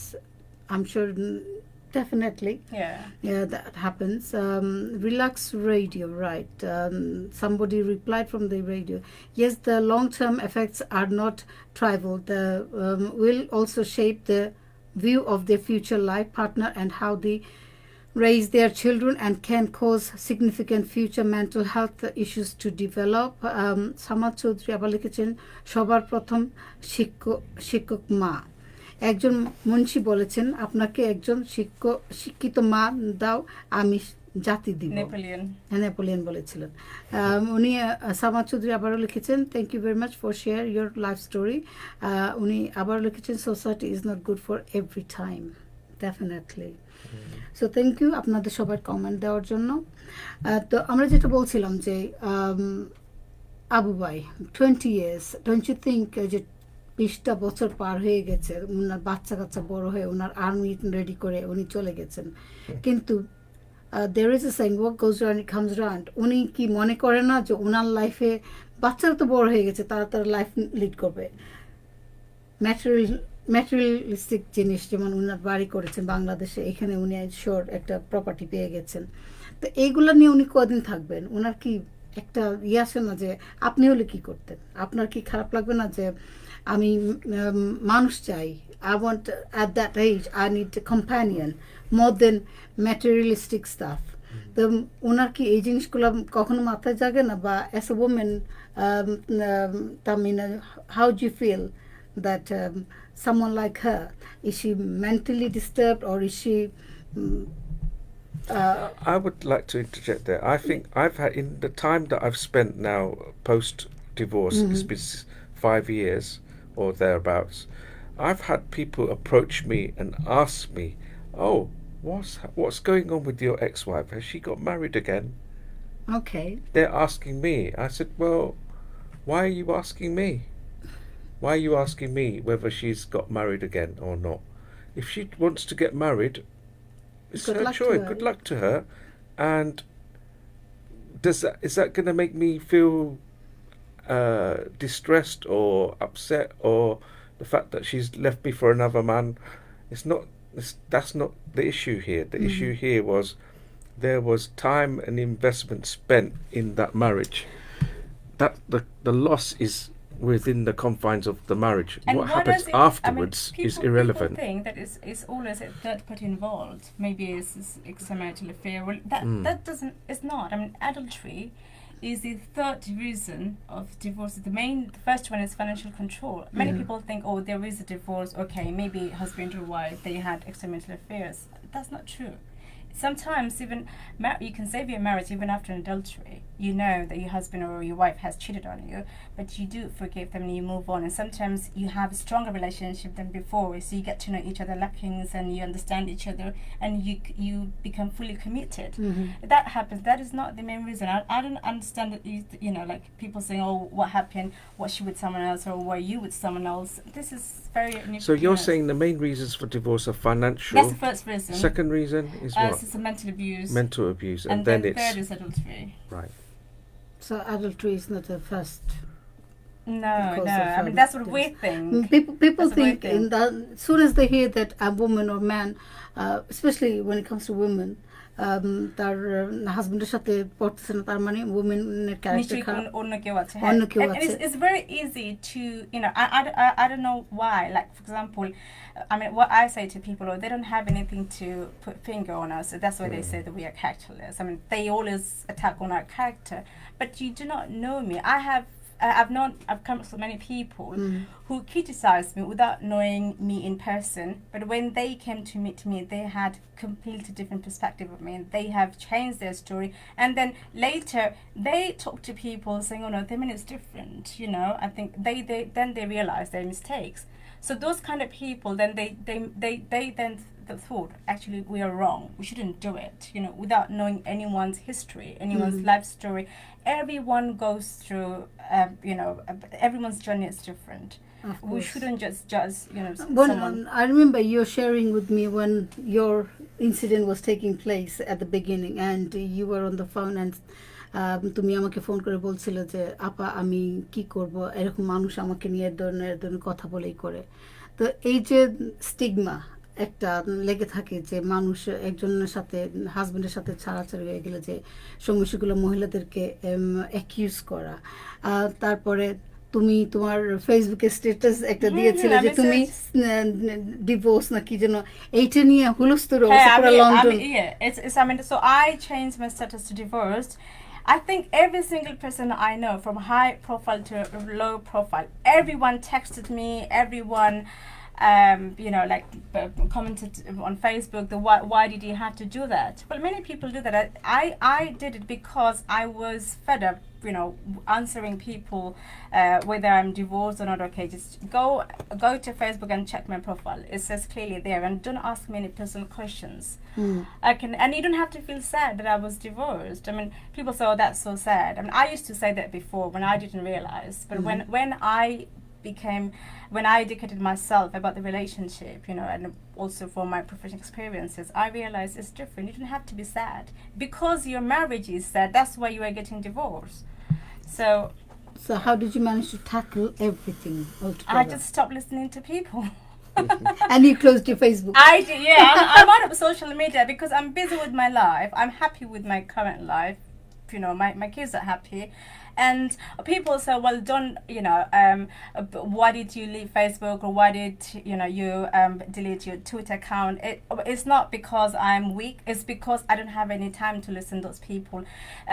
End of the day, we're a human being. No matter what we say, it doesn't bother me. It does bother me because, the reaction. You do have some kind of reaction, like once or twice, maybe 10 times, but after 10 times, you feel like, oh, you will feel low. You will feel low, okay? No matter how strong you are or how strong you show to people you are, it does affect your life. It does affect. So what I did, I closed that door. That I don't have to, as long as you don't listen to what people say, it's not affecting you. What happens? Sorry, go on. No, go. Finish off what you said. Because my job is really important. People's lives are dependent on my services. Absolutely. I'm not just someone who is, cooking in the house. So if you have less salt in your curry, you can just go to a restaurant and order takeaway. That's a different issue. But if I make a mistake, then one person's life is ruined completely. Other people's affected. So I have to be very calm, and so I have decided, enough with this criticism. I'm not going to listen to you people. I can emphasize with Tahmina for the very reason that my family was in my nuclear family, in my relatives, they always saw that I had the model family. Outward looking in, what was going on inside my family, not everybody was party to, because I didn't want it to be spill out into the public. So everybody with my family and all my close family friends, they always viewed that I had the role model family, perfect family. Abu and his ex-wife, perfect, raised 5 children. Wow. They look so young, and their mother and daughter look like sisters. All of that, and then lo and behold, the bombshell. I'd left the family home. News leaked out. Gossip had spread. How can that happen? Impossible. People were calling me. Is this true? Have you left your wife? Where are you staying? What are you doing? People would approach me in the street. Oh, what happened? You ran off with another woman or something? কেতারা শুনলাম তুমি বলে শাড়ি দিছো বউ, Oi. তোমার বউরে না, তোমার বউ বলে তোমার ঘর থেকে বার করিয়ে দিলাইছে। Oh, all those types of things. Typical Sileti. All those types of scenarios were played out in front of me. And now, unlike Tahmina, she's closed the walls down. Me, I will say to people, Embrace now, them. I will embrace them. I will say, challenge me. I have got the answer. I've got answers for you. Every single one of you. Bring it on. I will give you the answer. Because when you're at the bottom, when you're at the lowest of the low, the only way to go up, the only way to go is up. Up. For me, I've risen above it. Now I will challenge people. I'm bold enough and I'm brave enough to challenge people and to say to them, you probably have problems in your family. Did I point fingers at you? Exactly. I don't have time. I mean, no. Well, I have closed those doors only because I don't have the time to deal No, with I those. fully understand that's your different side of things. too. It's negativity but for I you. was on Facebook for maybe after my second marriage. I think it was. It's almost 2 years now that I'm out of Facebook. But I was. I mean, Yeah, I you dealt, were. Yeah, You I dealt with those kind of problems. But then at some point I was thinking that because every time you hear probably they're saying stuff to my husband because when we got married it was the same close circle. I think he knew my husband before, so people were gossiping for no reason. I think they don't have time. That's why they're after us, because we're so important to them. That's why they have all the time to gossip about us. But I don't have that time to deal with those kind of. I enjoy when people gossip about Yeah, me. that means Next I'm story, important to I'm them. important to them. Yeah. I'm a very important person. Hold on here. The thing that I'd like to say on this point is people love to see families break. Yeah, they have fun. They enjoy it. They There is enjoy this it. thing- They get buzz out of it. There is enjoy this it. thing in their society because those ones that are want to throw stones at the window are the very ones that haven't got a life. They haven't got a solid family. They have got all the issues. And when they see a perfect family, they're just waiting for the moment for that to break that to down. break yeah. that down, and then they will criticize and they will make fun of it. Because they That's are the not nature. happy, they Yeah. can't stand other people No. being happy as well. No. And also, most of the time, third party is not extramarital affairs, but your friends. Sometimes because of them, the relationship breaks They down. instigate. Yeah, always. I think it happens. I think if the ratio is more than 50%, I think would say. in society there are more people that are labeled marriage wreckers than there are those that want to mediate and help families along the way to preventing divorce.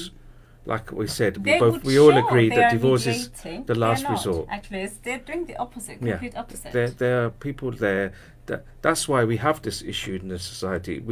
We have people that are waiting for that moment to step in and make sure that They don't get together, back together. They It's rather the opposite. separate them. They'd rather break the family than to Inda keep নেই them. মোফাল্লাহ In the আমি name. দোয়া করি তোমরা সবাই ভালো থাকো সুস্থ থাকো বাট ব্রেকআপ থাকো Wow. It's sad that we're having to make fun of this issue, I know, but come the on. reality This is is Relax Radio. the reality is that people are out there waiting for things to go wrong with families. Well, They're not waiting. Our Islam tells us to help and to hide. If you have a fault in somebody, your friend, your brother, your sister, you are there to protect and hide it. Exactly. Our societies are there to expose it. That's the thing that really upsets me the most. Of course. Facebook, people take it so seriously.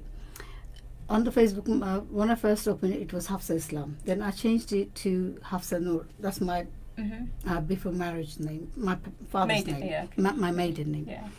And the reason why I changed it is because of one time I went somewhere and they were discussing about that as a Muslim woman, you shouldn't change your father's name because that's the way Yeah, you I did.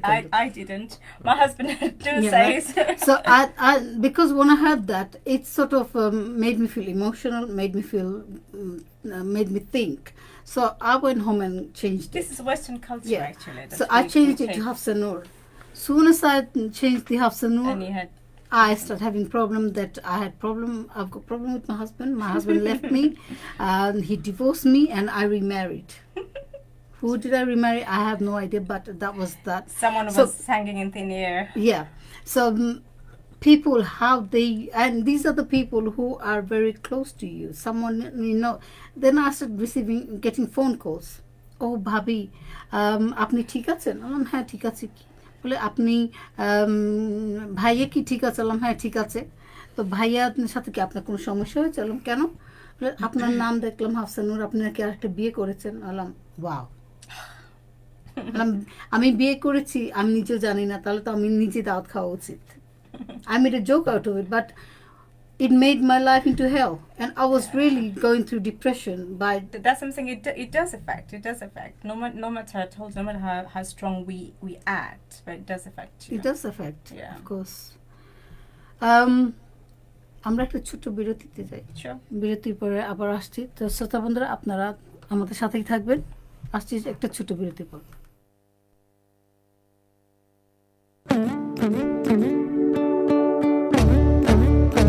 Oh, Relax Radio.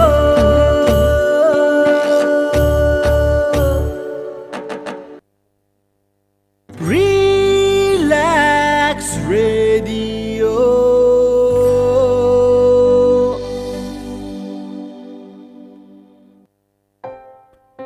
Do you have passion for media? Do you like talking to people? Do you enjoy talking to people? Would you like to make some changes around you, in your community, or around the world? Well, Relax Radio is looking for presenters. If you have what it takes to be a presenter, give us a call on 020 7474 9292 or write to us admin@relaxradio.net. RELAKS. Relax. আও সব মিলে কাজটা ছেড়ে relax radio শুনি। আও সব মিলে কাজটা ছেড়ে রিল্যাক্স রেডিও শুনি। রিল্যাক্স রেডিওতে প্রতিদিন শোনা যায় বাংলার প্রতিধ্বনি। রিল্যাক্স রেডিও শুনি। রিল্যাক্স রেডিও শুনি।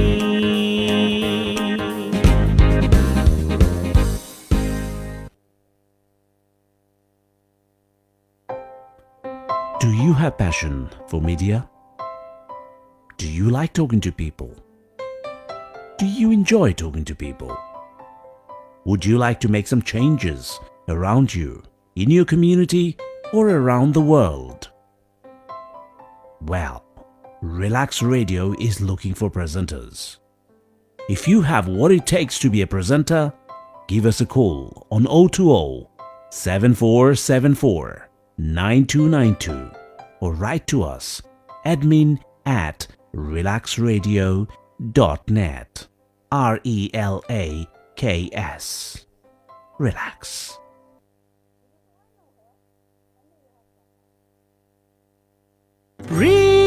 Relax Radio.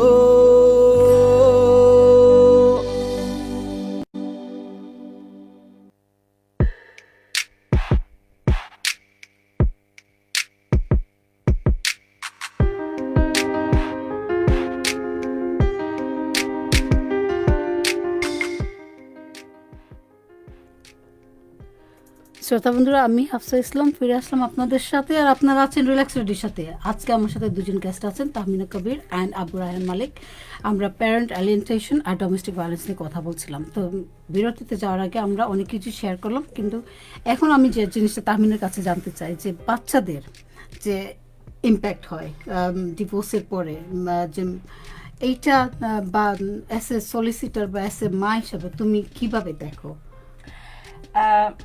আমি আসলে প্রফেশনালি এবং পার্সোনালি দুইটাতে, যেহেতু আমি এতক্ষণ শেয়ার করলাম শ্রোতাদের সাথে, যে আমি আমি আমি যেটা করি, আমি জানি না, হয়তো আমার এক্সপিরিয়েন্স থেকে আমি শিখেছি যে আমাদের উচিত না বাচ্চাদেরকে পণ্য হিসেবে ইউজ করা। বাচ্চাদের আমি যেটা করি, যেমন ফর এক্সাম্পল আমি আগেও যেটা বললাম, যে আমি চাই আমার বাচ্চারা ওখানে গিয়ে হ্যাপি থাকুক, ওখান থেকে ভালো কিছু শিখুক। বাচ্চারা যখন ওখান থেকে আসে, আমি হয়তো বাচ্চাদেরকে জিজ্ঞাসা করি তুমি কিভাবে টাইমটা স্পেন্ড করেছো, পড়াশোনা করেছো কিনা। এবং আমি জানি যে আমার এক্স হাজব্যান্ড মেবি হাজব্যান্ড হিসেবে আমার হয়তো বা আমার মানে অন্যরকম ছিল, যার কারণে আমি কিন্তু বাবা হিসেবে অসাধারণ। আমি বাবা হিসেবে কোনো ফল্ট তার মাঝে দেখি না, সেজন্য আমাদের কখনো কোর্টেও যেতে হয়নি যে আমি ফাইট করব, কারণ আমরা ম্যাচুরিটি দুজনেই কিন্তু আমরা একটা আন্ডারস্ট্যান্ডিং এর মধ্যে এসে গেছি।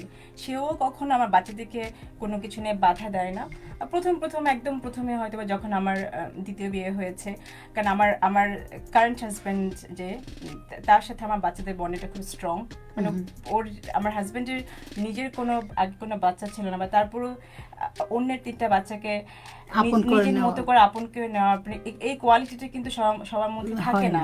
স্বাভাবিকভাবে আমার এক্স হাজব্যান্ডের মানে বায়োলজিক্যাল ফাদার হিসেবে একটা টেনশন থেকে যায় যে ওর হাজবেন্ড কি আমার বাচ্চাগুলোকে ঠিকমতো লুক আফটার করছে কিনা, হ্যাঁ তাদেরকে কি অ্যাবিউজ করছে কিনা, এটা একটা টেনশন থাকে।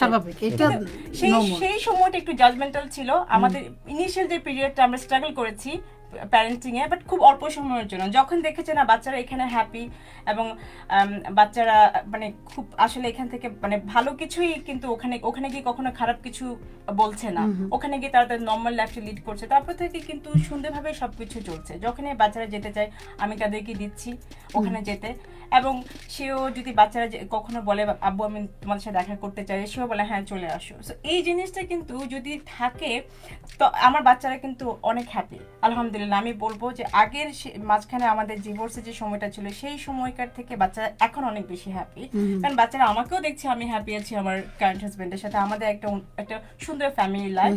আবার ওখানে যখন যাচ্ছে আমার এক্স হাজবেন্ডের কাছে যাচ্ছে যখন, সেখানেও বাচ্চারা হ্যাপি।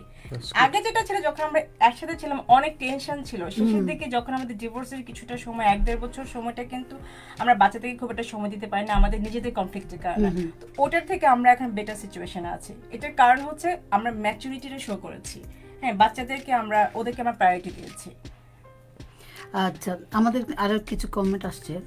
মোহাম্মদ খান লিখেছেন, don't feel sad and upset, stay strong, move on, world is such a beautiful place to enjoy, stay among positive people, forget about what he or she has done, don't even think about that, may Allah bless you all and make you happy for the rest of your life, আমিন। উনি আবারও লিখেছেন, excellent show, well done, hats off to guests and hosts, thank you so much. উনি আবারও লিখেছেন, just ignore the comments of backbiters, stay away from them, stay positive and move on with love and care for others. Thank you so much, very inspirational comment you have put on there.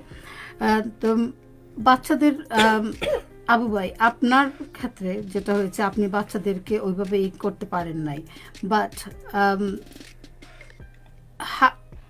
would there be any, if the clock was changed, and how would you deal with the situation differently? যদি মনে করেন আপনি যে জিনিসটা হচ্ছে আপনি you can't get to see your kids and all that, maybe the way your wife blamed or things, এমন কিছু আছে যেটা আপনি মনে করেন যে আমি যদি এই কাজটা করতাম হয়তো I would have managed to get to see my children. This is the thing, I can't see anything. I was dumbfounded. I was just completely, I cannot see anything that I did wrong when it came to my children to warrant the fact that they would want to side with their parents. There's a natural tendency for children to side with their mothers because that's the default position usually. But I don't see what it is. I cannot still to this day fathom what it is that I have done wrong to make them all of them to be of the same opinion when it came to their father. I still cannot understand, and people this is what I said earlier on, people are shocked. What is it that he's a gentle person, he's very selfless. I always put other people first over and above what my personal needs and wants were. So people just cannot, there's a disconnect here. I'm not just saying that for the sake of looking good here. I'm saying that because I'm just completely puzzled as to why this happened to me. Do you think the whole system sort of misused, or system did not do judgment on you? Yeah, there is issues to do with the family courts, the family law courts. There, I think when it comes to parental alienation, there is this acknowledgement that fathers get a raw deal out of the whole process of getting access to their children. And Tahmida, before we started the show, she said something about this. Is there are reasons why women are looked more favourably upon because they can use the legal aid Yeah. opportunities we're gonna talk So about that. if you get. can talk about that. Yeah, I mean, mainly what I mean, the legal barriers that male have is that they don't get legal aid. No. Women, what they do is very easy for women to get legal aid. What they do, certainly they make an application for non-molestation order, saying my husband has done this and this and that, and then it's an easy access to the to the free legal services, whereas it's very difficult for a man to get that order. So you can go to court without notice. The judge But will grant it. isn't that the court doing a discrimination against? No, it's okay because as I told you, 50% of the cases is actually true that husband, they do abuse the wife. wife. It's for immediate protection, not only not only for the wife, for the children, but many. Actually, because I have come across many clients where the opposite party were I mean, I think very recently I had to deal with it.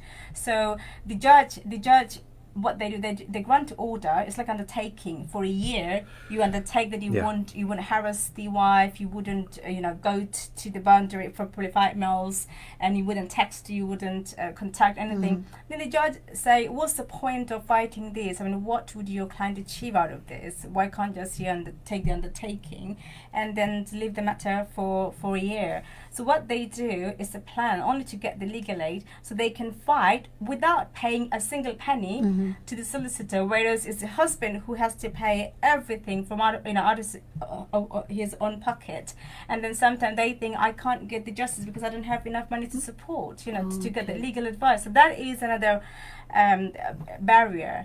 A father has, but it's very easy. I had to for face a that for a mother to situation do that. myself. I had an NMO imposed on me in the very early stages of the divorce, where I wasn't allowed to go anywhere near them. I was allowed to, in the initial stages, I was allowed to take my children. I was allowed to go to the family home, pick them up, take them out, go elsewhere and bring them back home. Slowly, that started to erode. Okay. I was allowed to do it less. And then all of a sudden she said, no, that's it. And then I got a non-molestation order imposed on me. It came out of the blue. I don't know why it came out. It just did. She did it for the very reasons what Tahmida just said. And there were conditions that I couldn't go within 500 meters of the family home or the 2 schools that the minor children were at. And that lasted for a period of a year. So the problem that happens when you fight for the children, by the time you don't see your children for a year or more than that, and then your children will feel automatically detached from you because they are not spending time with you, and by that time they are completely brainwashed by the mother. So in answer to your question, Hafsa, could there have been anything that you could have done to make things better?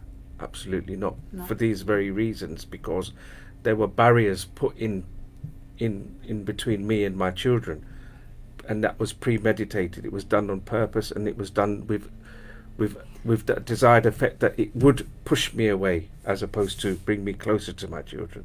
And that's where you've got the mother has got the opportunity of instilling all the negative side of her relationship with me and brainwashing them. That's what literally happened. What I find is strange is that someone from Bangladesh, been born, brought up in Bangladesh, comes to this country, and then she manipulates the whole system, basically. How can she think like myself? I wouldn't even know.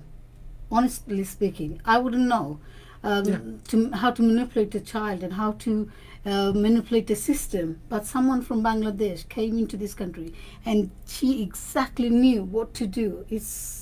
She didn't just know out of the blue. There are people that are there to help. That helped her. There are legal, with all due respect, there are some legal firms, there are some solicitors who are making it their business to capitalize on this and to attract these type of women and to give them a space to Yeah, I mean, there perpetuate are it. genuine cases. I wouldn't Absolutely, say there is. there are genuine cases, but then, so you can mingle within that thing. So this is really unfair. More so when are abusing that process. I think that's why they are narrowing it down. And before you could get legal aid for divorces, for financial remedies, you don't get it anymore. No, So because people have realised that there's a little loophole here.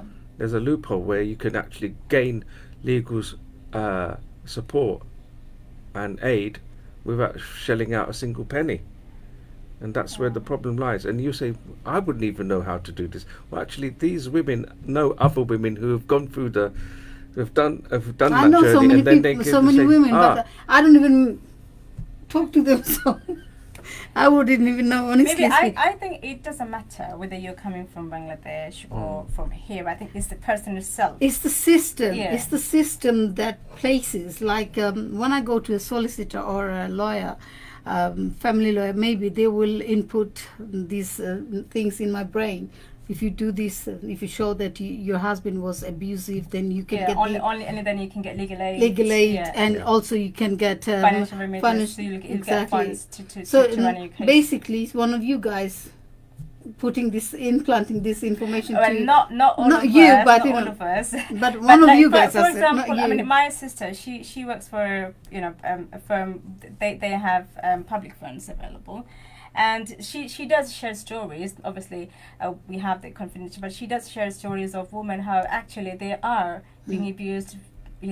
By the husband. So there are true stories. But among those stories, I have come across a few where absolutely lie, nothing, only to get legal aid for the financial remedies. They put all the blames on the husbands, and then husbands, I mean, they don't want to fight because they don't want to waste that money, to have a fact-finding hearing and then to go to final hearing. So why would they pay to solicitor and to a barrister, whereas they can just take an undertaking and promising, yes, I'm not going to do anything to her for a year. So that barrier, I think, is is still there, which is why many men didn't fight. Yeah, and you go through that system, and what it does to you, it has an emotional and psychological impact, because once you've been issued with a non-molestation order, the police sometimes are involved. They have to investigate. If there's allegations of molestation, rape, whatever, then it's a separate case on top. So with my situation, that non-molestation order and the ongoing issues to do with that through the Crown Prosecution Service and what have you, it lasted 18 months. In the 18 months, they didn't do due diligence to investigate. I just simply kept on getting bailed for a period of 18 months. And in the end, the solicitors that I had who are appointed to support me came back and said, oh, they've now issued you with no further action. Okay. Which means that there was no evidence in the first place for them to accuse me of any kind of offence. So I didn't do anything wrong. I didn't breach my non-molestation order. The allegations that she'd put upon me were all fabricated. But that leaves a scar. That leaves a long-lasting... because your life is put on hold. You're going from one bail date to the next. And that lasted for 18 months. I couldn't mobilise myself. I couldn't make any decisions about what I should and shouldn't be doing.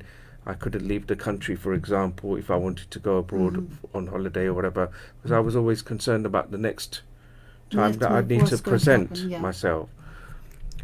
And after that, it still remains on your police record. You might be written off as no further action. We're not going to press charges, but that will remain on your police record. How long? Rest of your life? Indefinitely. And also, if you breach your non-molestation conditions today, that will kick in again. They could have a right to arrest you. So if I was to come anywhere near her or whatever, those terms and conditions are applicable. Yeah. To this very day. I mean, you cannot have any direct or indirect contact, through relatives or some of the means. Guys, it's 6:04. We've been going on before the I show. think You we were can saying, go on and on. yeah, forever. you said It's 2 such hours a- is too long, but I told you 2 hours would go. That's what I thought when I came, because I mean it's 2 hours, but actually yeah, time went by. Time went. We have just we've just gone over our time anyway. Before we go, Abu Bhai, if you want to say something to the audience, your last words, please. All I would like to say, first and foremost, is to thank Relax Radio. Thank you for giving me the opportunity to come and talk about this subject matter. And also, I want to thank Hafsa and I want to thank Tahmina for being part of it. It's been invaluable to have your experiences, and it's been quite supportive for me. I don't feel like I'm alone in this journey, and I've got other people who can empathize. All I would like to say is, we've said this when I first did the show with you many months ago, when your very It's been first over show. You were my first. Yeah, what we said Guest. then was Guest. Oh, we should offer a platform for any kind of community issues, irrespective of what they are, good things or bad things or negative things that are happening in society. I want this type of discussion to be more freely available for people, and I want to have more men out there who have experienced domestic abuse and are going through what I've gone through already, to come forward, to contact. You can contact me through Relax Radio. I'm very happy to talk. I think if you share and talk about these type of concerns, I think men find it very difficult to come forward, number one, and number two, who do they speak to?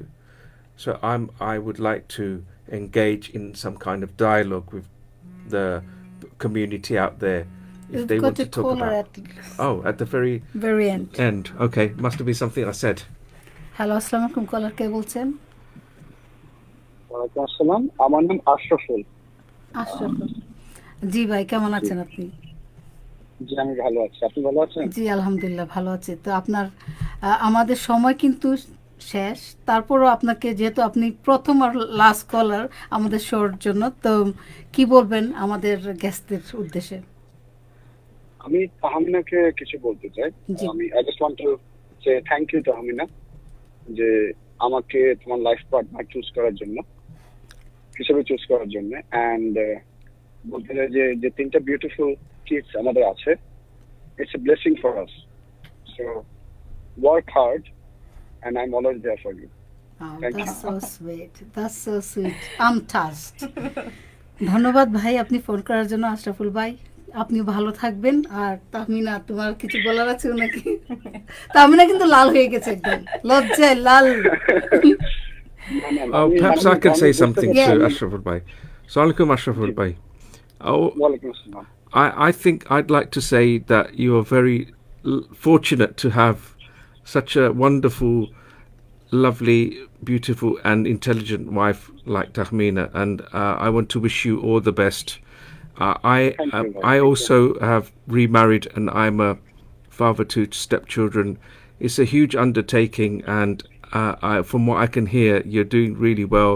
So even though you're not their biological father, you're doing an admirable job. So hats off to you, and it's very nice that you called in. I appreciate that. Thank you so much. She made it easy for me. Thank you. Thank you. I won't take too much time of yours because you are nearly finishing the program. And thank you for taking my call. You're welcome, and we shall meet one day, inshallah. Okay. Okay. Assalamu alaikum. Allah Hafiz. Yeah. Tahmina, তোমার last words. Now she's becoming all blushing. That's all she's আমি going to কি say. বলবো, আমার মনে হয় পুরো প্রোগ্রামটার সার্থকতা এখানে। It's nice to have a very happy ending to the program. Yeah. Of course. I mean, শেষ ভালো যায় সব ভালো ভালো থাকে। থাকে। পুরো প্রোগ্রামটার মানে শেষ মিনিটটা, এখন যে আমার হাজবেন্ড কল করলো, ও কিন্তু নিজের বাচ্চা না, বললাম আরেকজনের বাচ্চাকে আপন করে নেওয়া, এটা কিন্তু অনেক মানে খুব মানে বড় মনের হলে কিন্তু এটা সহজে সম্ভব না। আমি যেখানে যাই সবাই বলে, তো আমরা কিন্তু মানে আমি যদি কোথাও বেড়াতে যাই, মনে হয় না যে বাচ্চাগুলো আমার মানে আমাদের ওর না, সবাই সবাই ভাবে, কারণ আমরা দুজনেই আমার মেয়ে তো দেখতে আমার মতনই, হ্যাঁ। যেখানে যাই মনে হয় যেন আমরা দুই বোন। তো আমার হাজবেন্ড, আমরা দুজনেই যেখানে যাই ওরা ভাবে তোমরা অনেক আর্লি বোধহয় বিয়ে করেছো, খুব খুব তোমাদের কি সুন্দর 3টা বাচ্চা, এখন সবাই ওকে বাচ্চারা 3 জন ওকে ড্যাডি দেখে, আমরা ওর খেলা দেখতে যাই, অন্যরকম একটা বন্ডিং। তো এটা হচ্ছে যে আন্ডারস্ট্যান্ডিং। হ্যাঁ, যেমন আমাকে যে আবু ভাই বললেন না যে আপনার আসলে এর চেয়ে বেশি কিছু করার ছিল না, I mean, you did everything you could. It's your wife, your ex-wife should have understood. I mean, she should have shown a bit more maturity, you know. So that's what I'm going to say. যারা শুনছেন, আমি জানি আসলে Bangla English mix হয়ে যাচ্ছে, but ওইটা সমস্যা নাই, কারণ হলো যে আমরা আমাদের অডিয়েন্স এরকমই মাঝে মধ্যে আমার বাচ্চা, ছোট বাচ্চা, ও বলে আম্মু can you do this মাখাই please for me. we all do that. So আমি যেটা বলবো শ্রোতা, মানে যারা আমাদেরকে শুনছেন সবাই অনেক, আসলে 2 ঘন্টা কিন্তু আমি ভেবেছি অনেক সময়, লম্বা সময় কিভাবে চলে গেল গল্প করতে করতে, কিন্তু আমরা যে ইস্যুটা নিয়ে আজকে ডিসকাস করেছি অনেক সেন্সিটিভ একটা ইস্যু। এটা নিয়ে ইভেন আমি নিজেও প্রথমে ভাবছিলাম আমি একটা মেয়ে হয়ে আমি যখন আসবো আমাকে কিভাবে নিচ্ছে, হ্যাঁ অন্যরা কিভাবে নিচ্ছে, কিন্তু আমি একটা মেয়ে ফ্যামিলি সলিসিটর হয়ে কিন্তু আমি আমার 50%-এর উপরে আমি যাদেরকে সার্ভ করছি তারা কিন্তু আমার মেল ক্লায়েন্ট, ফাদার্স, হ্যাঁ, most of them. So I do fight for them because I have father, I have brothers too. Of course, I had ex-husband who I was not happy with, but that's a different issue. But I do have a current husband who I'm very happy with.